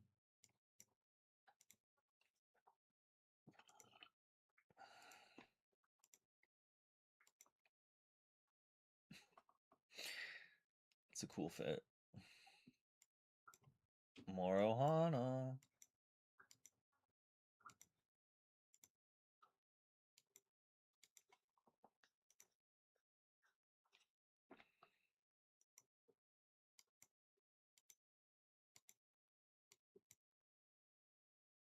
Haymaker.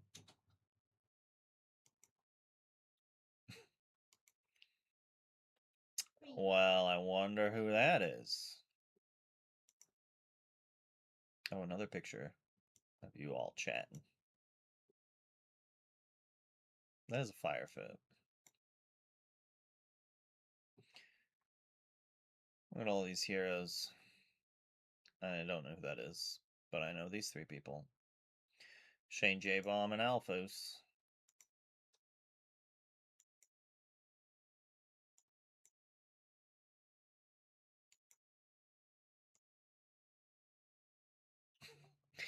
The facial expression on this judge, he's just like...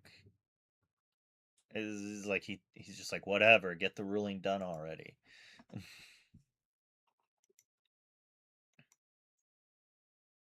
Sploosh.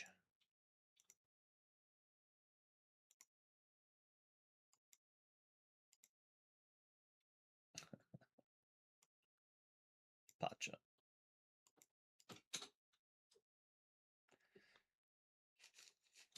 Yeah, Alpha's cool dude. Why are you taking my picture?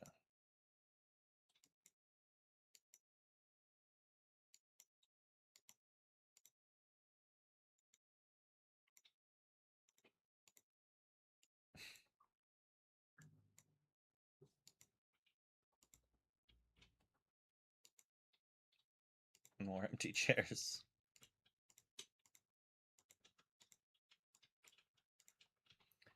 Alright, that was a cool little collection of pictures. Dimitri always gets a good roll.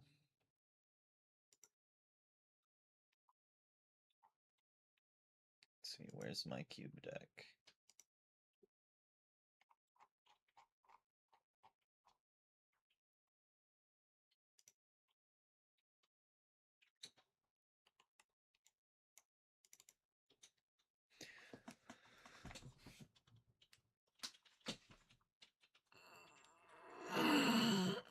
Yeah, we drafted this cube.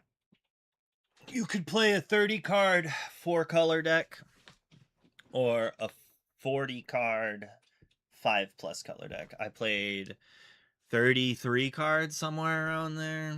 I just couldn't cut more cards. I wanted to play all the Inkables basically. Although, like, I think the Mulan and the Mulan package I didn't always play. 4, 8, 10, 15, 16, 21, 24, 20, 34 cards. Like, theoretically, I probably could have cut the 2 Mulans. And then I wasn't always playing the Black Cauldron, but I sided it in and it was very good for me. So I don't know. It's hard to say, but this deck basically would mulligan very aggressively for your 1 jump ahead and like one of your ramps. So it's like Kita, Rolly, or how far I'll go, but really ramping for the 1 jump. And so you like go 2, 4, and then you just start playing these houses. And it's just like a control deck. You like slowed it down, and then you play Scar, B Prep, Raging Storm. So you have 3 board wipes, and then you've got Shark to bring back 2 of them. You've got some rushy things, and then I actually had Flaversham, but I didn't play him. I had Popsicle, the Queen, and then these 2 items.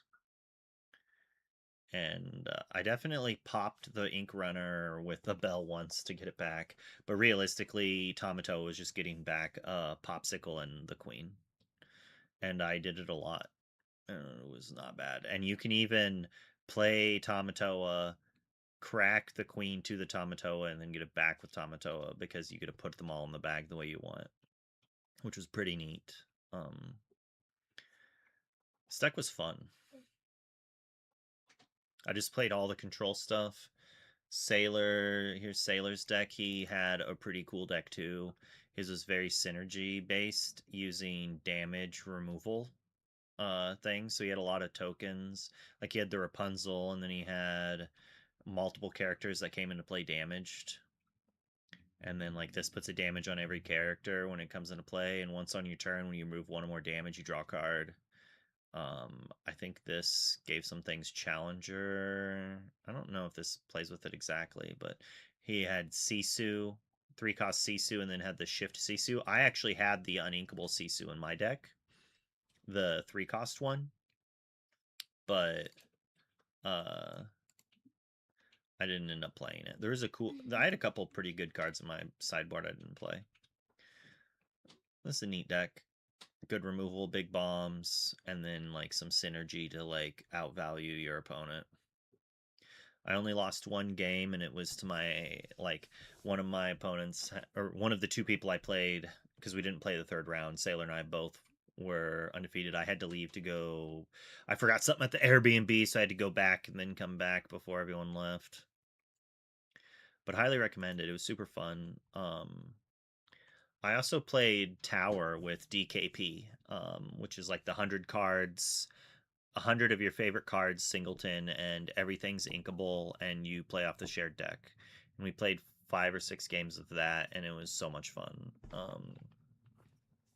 We also played 4 or 5 games of Splendor. That was pretty cool. Played with Kawa. Joseph played some games. There was a few other people. Dang it. My brain is turning off on what his fake name is. I'm gonna look at chat and be like, I played. The tower was with mine. I have that built. It's just in a deck box. I've got 100 cards that are good, and you just shuffle it up and play with it. Unfortunately, it wasn't as good as it could be because I had taken cards out over the last like months, but I just revamped it, put some B preps back in and whatnot that were definitely important in that regards. Like you kind of need the ability to think that you could draw a be prepared to not lose the game.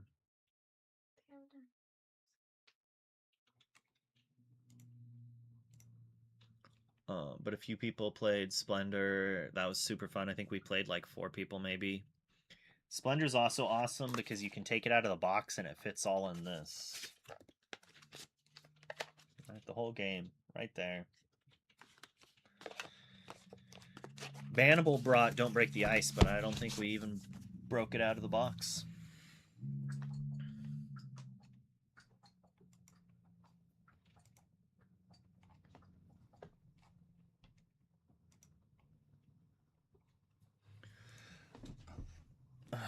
Well, I was told there are 2 more spoilers, so let's...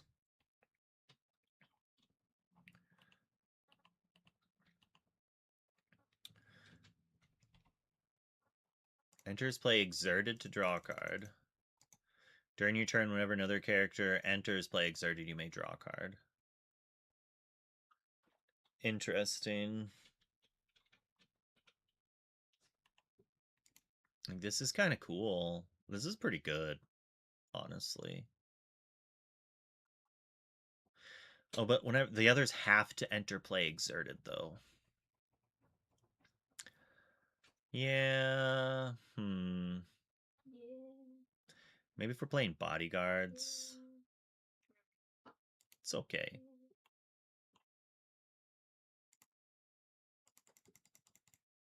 Whenever this character challenges another character, gain 1 lore. This is good. This is good. A fixed Calhoun, and it's in Ruby.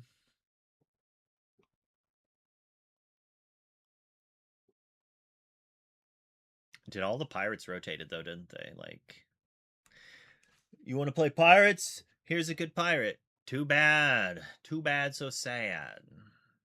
Deal 1 damage to each opposing character and location for 4. Then deal 2 damage to each opposing character with evasive, and each opposing location with evasive. Hey, they made a worse version of a card that was already bad. I mean, a better version of a bad card that's still worse. Not good anyways. I don't think I'm going to play this.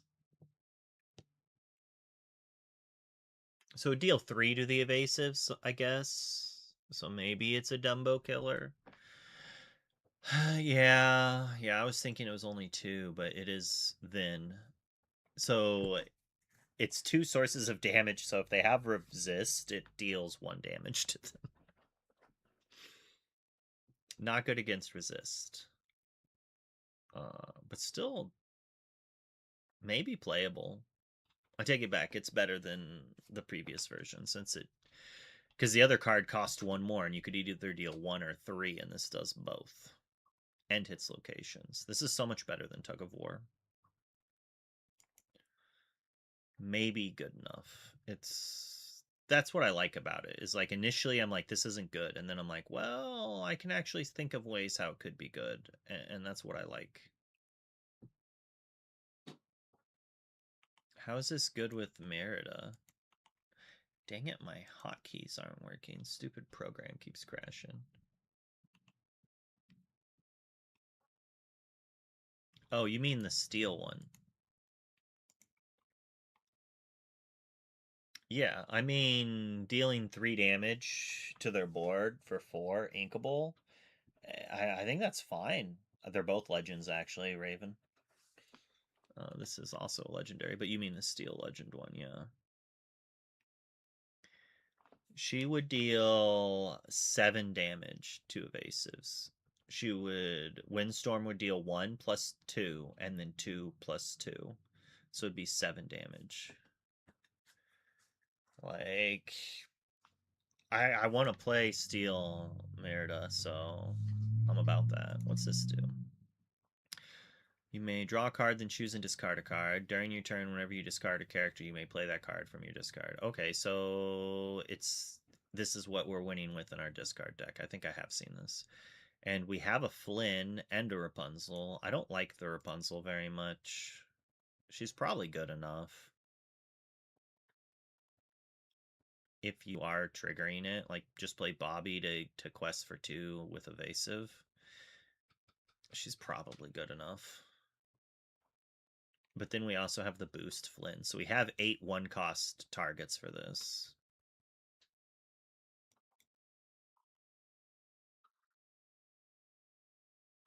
Honey Barbarian. Once during your turn, whenever this character challenges another character, you may ready chosen honey character. If you do, that character can't quest. This card's kind of meh. This card's a big meh. This honey thing is cool, but a lot of the cards are not seeming great. But that's like fair because they can't be too good, but they also need to be good enough to make us want to use them.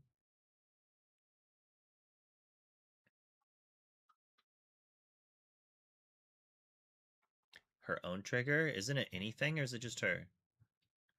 Oh, it is just her. I mean, that makes her worse, but curve-wise, it probably doesn't matter.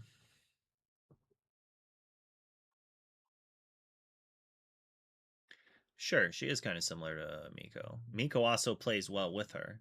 If we're somehow not playing Steel, like there's a world that Emerald Amethyst is the discard deck just because of Miko. Right? And there might be another one like that. So it's like you could maybe play some of these in those types of decks. But if you discard Mother Gothel to Miko, since it's the end of your turn, do you still have time to play it? It does. It says during your turn. I'm assuming you'd be able to. I'm assuming you'd have to do it as soon as it was discarded. Like, when you discard this, you may play this from your discard. You pay all costs. So it's like, trigger to discard. I'm going to play this. Like, I would think that you could. Turn 1, Miko. Turn 2, Quest. End of turn, trigger, discard, play Mother Gothel for free. Like, that's not bad. I mean, it's just a 2-cost 3/3, right? But it says draw a card or don't discard a card with Miko. And like the aggro deck, like that's not terrible. It'll probably quest for 2 or 3 or trade with a character that could trade with something later. Also, the fact that they have Baboom again is kind of big. Like I've been begging for this card. I feel like I wish I still had Baboom in core in Amber Steel.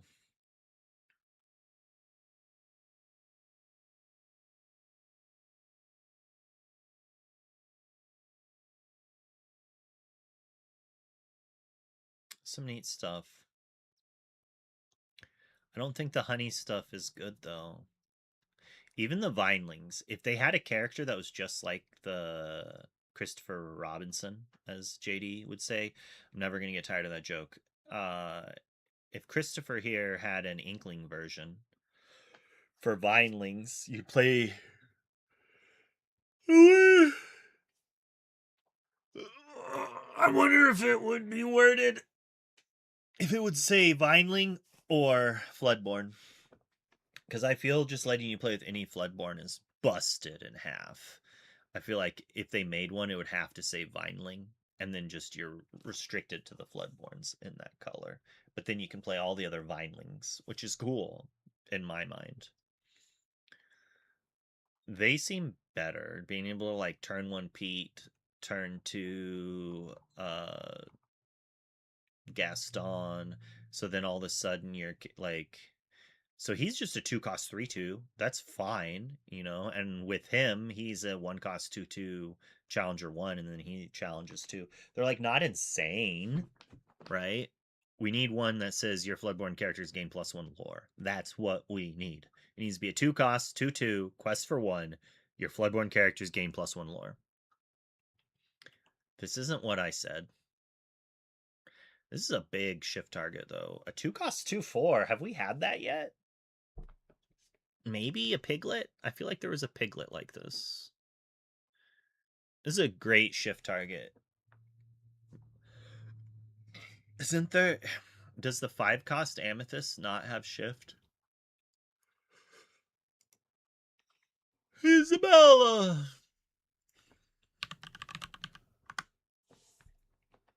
Singer. Nope. This. So, this is our shift target. Whenever you remove damage from one of your characters, gain 1 lore for each damage removed. Alright.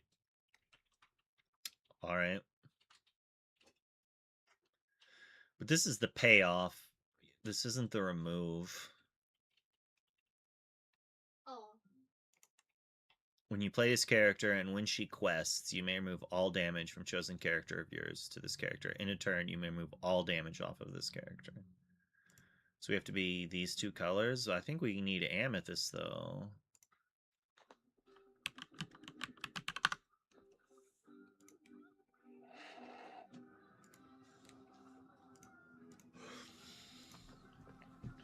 It's like, this is what we want, right? When you play it, deal 1 damage to all of your characters.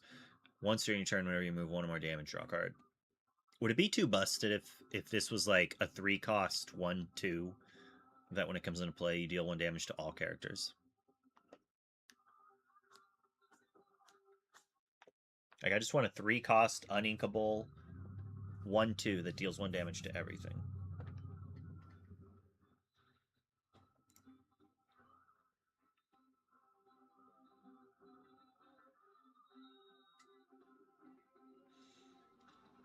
Yeah. It does gain a lot of lore with the sapphire, but like the amethyst damage, or I just really like Peppa.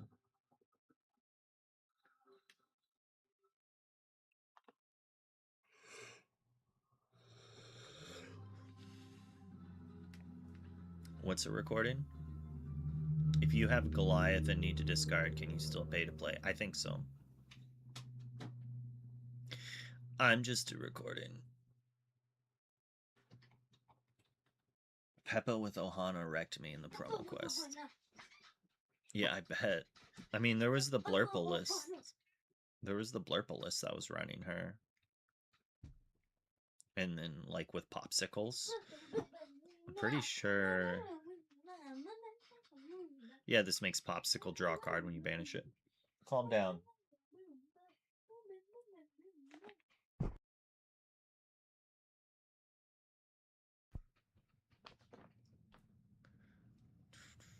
This rotates, though, right? Yeah.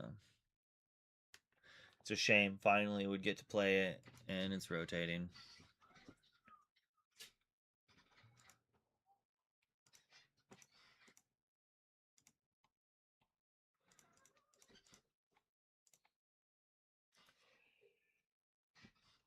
She's a beast. This card is a beast.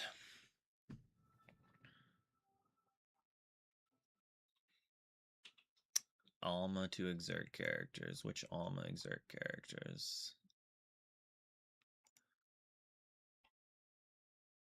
Maybe. She's really expensive. And we're what? Shifting it on her? I mean, maybe I'll just play her. I would probably just play the 2-drop version. Yeah, and use it as like a Peter Pan. We got what, we have an on theme 2-cost 3/3.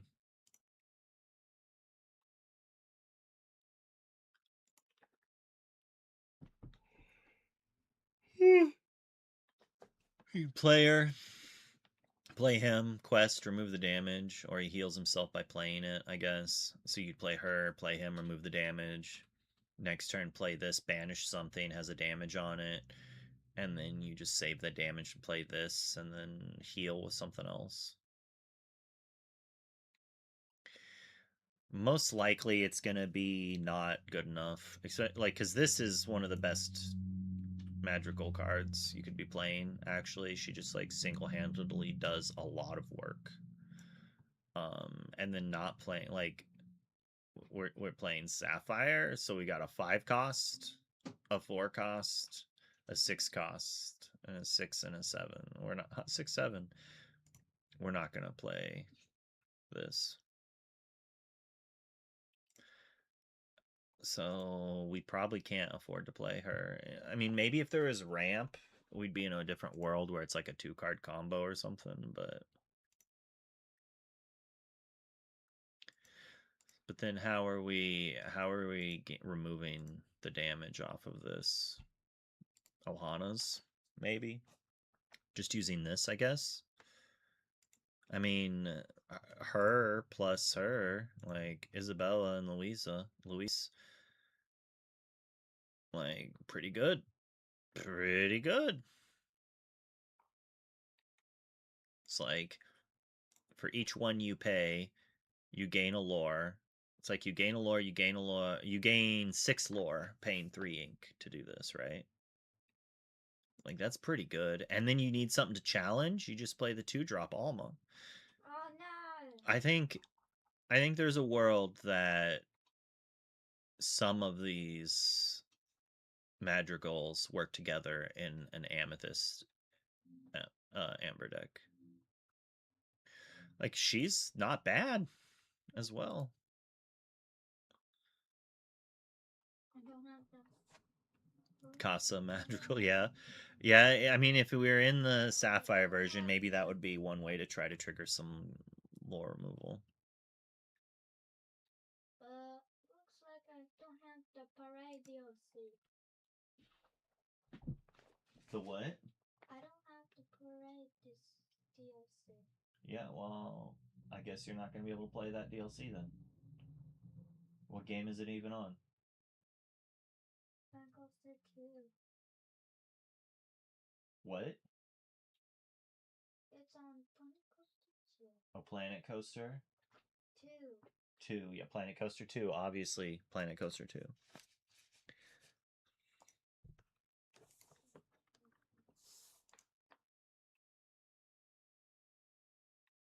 Oh, it just released, bruh. $19.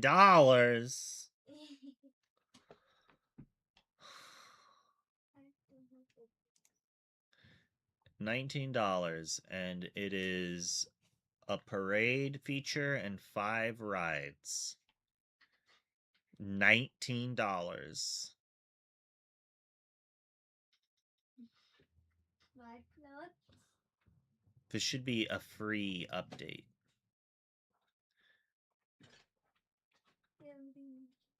Okay, 200 small town scenery pieces.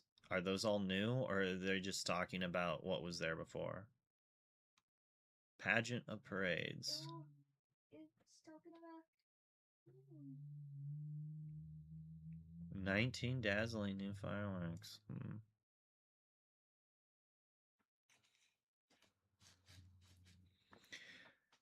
Yeah, we have a Steam Deck, though, Raven. I mean, it's all free on Pirate Bay, but...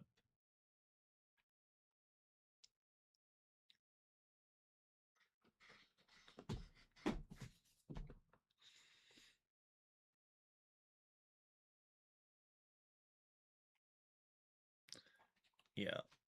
Yeah, we're not buying that until it's on sale for like $2. $2? Yeah. Why? Because I'm not gonna let you spend my money on that to reward them for their greed. I'm sorry.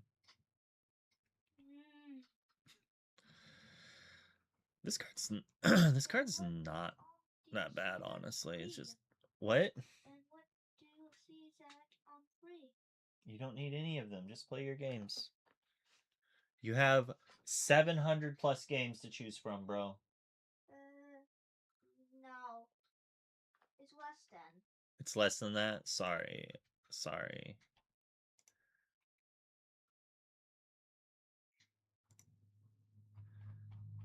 Give me a total here. I'm sorry. You have 680 games to choose from, minus the games you're not allowed to play, so at least 600 games to choose from. Maybe guaranteed over 500 games to choose from.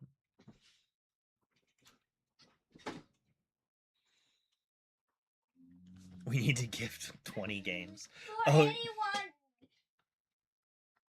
479. Oh, I'm sorry. There's 479 games that are playable on the Steam Deck. That's enough games to choose from. Over 400 games that I probably let you play.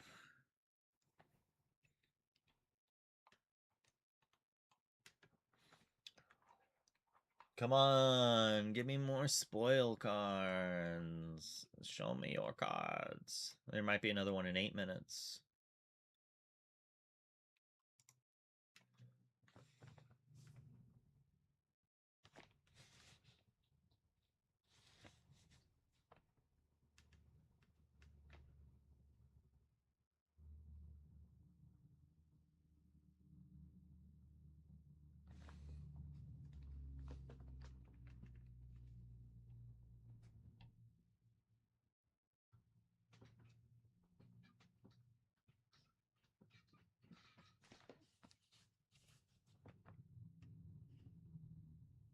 Whoa.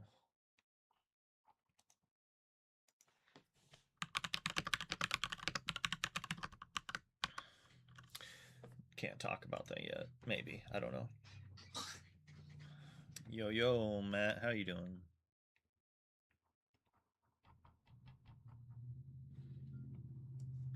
All right, so we talked about the weekend. What was it? I said I wanted to talk more about that after the stream, and I don't remember what that was about.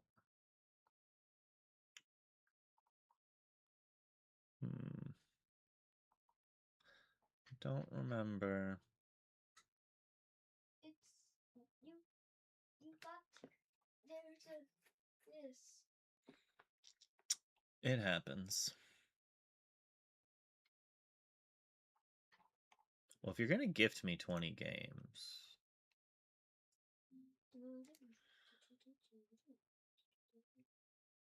is this game out? I don't even remember what this game is. I don't remember even liking this game. Let's see if I remember it.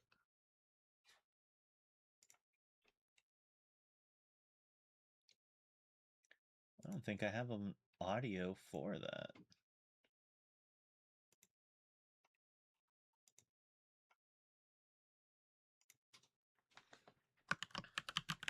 Hands, you protect my journey. With many eyes, you.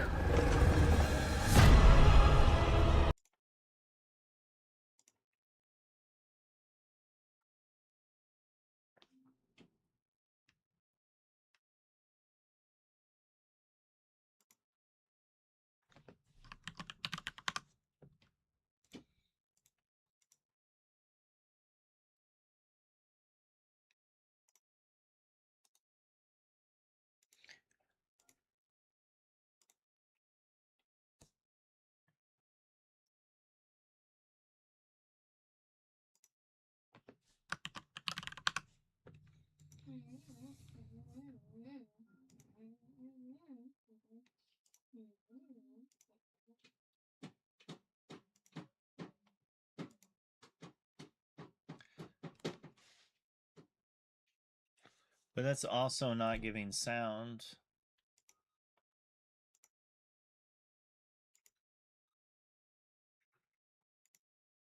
Maybe it's under this current game. I need to just find a new thing. I think that was what I needed to do. Your struggle was your own. There we go. Every battle. What did you miss in the last 3 hours? We talked about spoiled cards. We watched the yours Lorcana.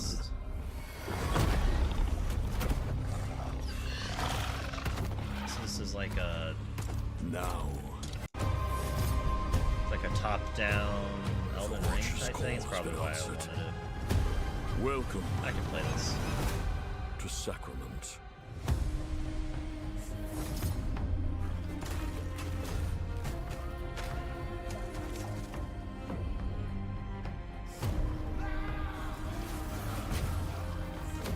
I played Satisfactory for like 9 hours last night. Or yesterday. It's really good animation.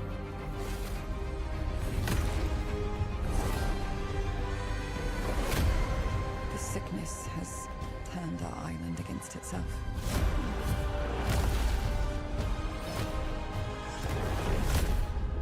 History has called upon us. It's early And access. history It's supposedly will released 2 remember years how we ago. answer.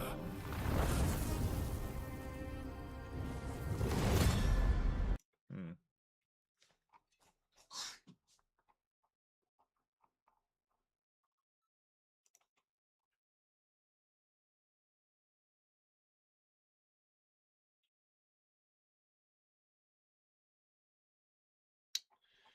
Hmm.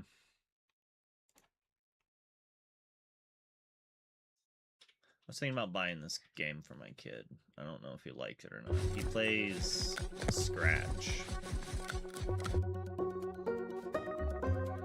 But I think this is too much, but it might not be. Like, I feel like this might be too much for me. But but I also think I'd love the crap out of this game. Like, when you code something small like this and you're not good at coding, it definitely just makes you feel big brain. He has some of the Lego games. He has, like, the Star Wars collection. I've heard the new Batman's really good.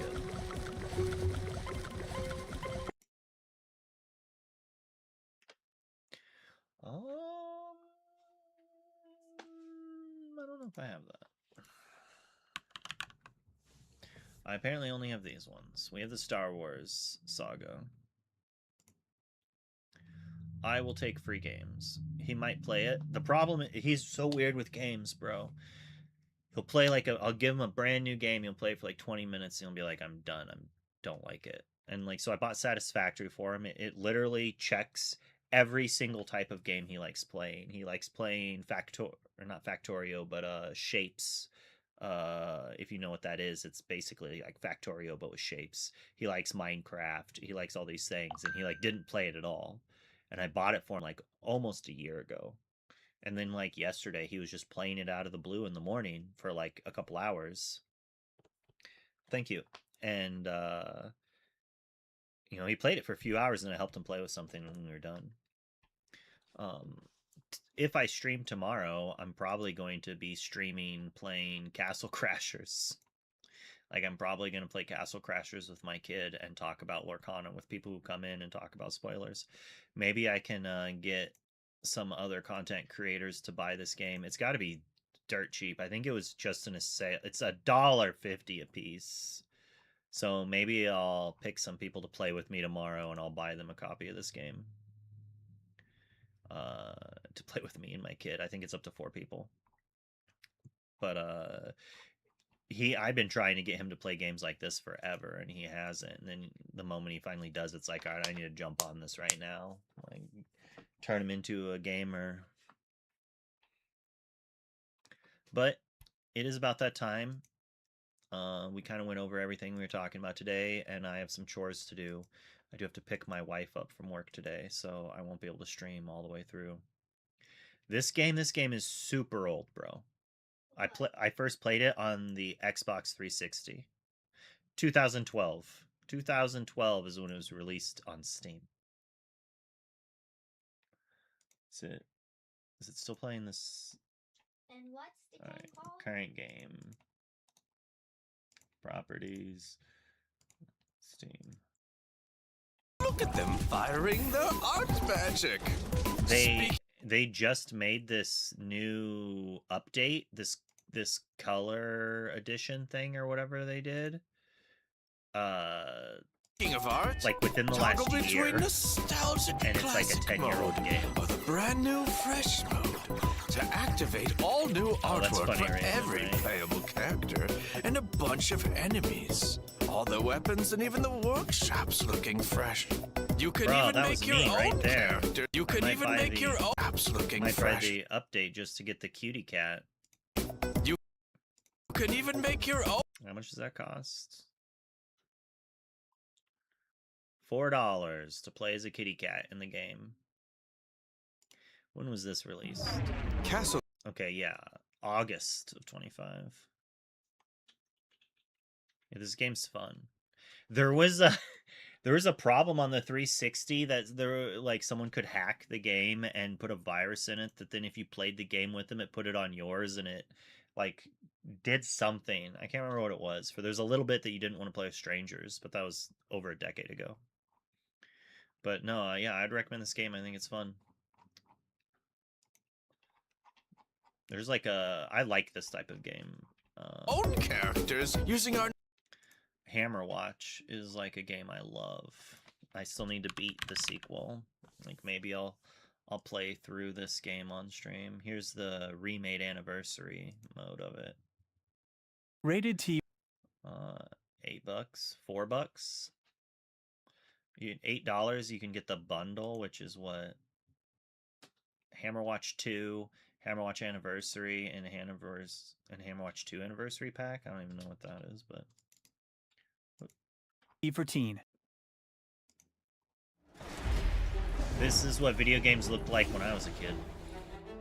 Kind of. like that top-down kind of look. But I don't like point to click to move. So like I'm really I don't like League of Legends, unfortunately. I played some Smite. I like to move with WASD. I heard League just recently added that, so I might have to try it again sometime. But anyways, we're gonna raid someone. And then tomorrow, hopefully I stream. I act as if I'm guaranteed to stream, but who knows what will happen. I'm gonna try to stream tomorrow. There's a 24/7 Magic the Gathering charity event going on. Maybe we'll do that if there's no more Lorcana playing actual cards. Yep, just people playing duels. I'm not gonna raid that, sorry.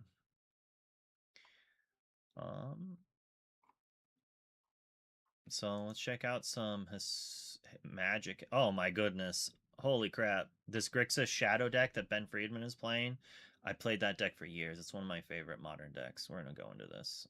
All right, everyone, you have a fantastic night. Hopefully I'll see you tomorrow, if not another time. Yeah, have a great night. Bye-bye. Well, I guess it's going to wait 10 seconds, but you know. This is some prime games. They're going into game 3. Ben Friedman's up. Remember that the lore totals go the other way. Wait, is he really at 1 life? Oh, game's over. All right, bye.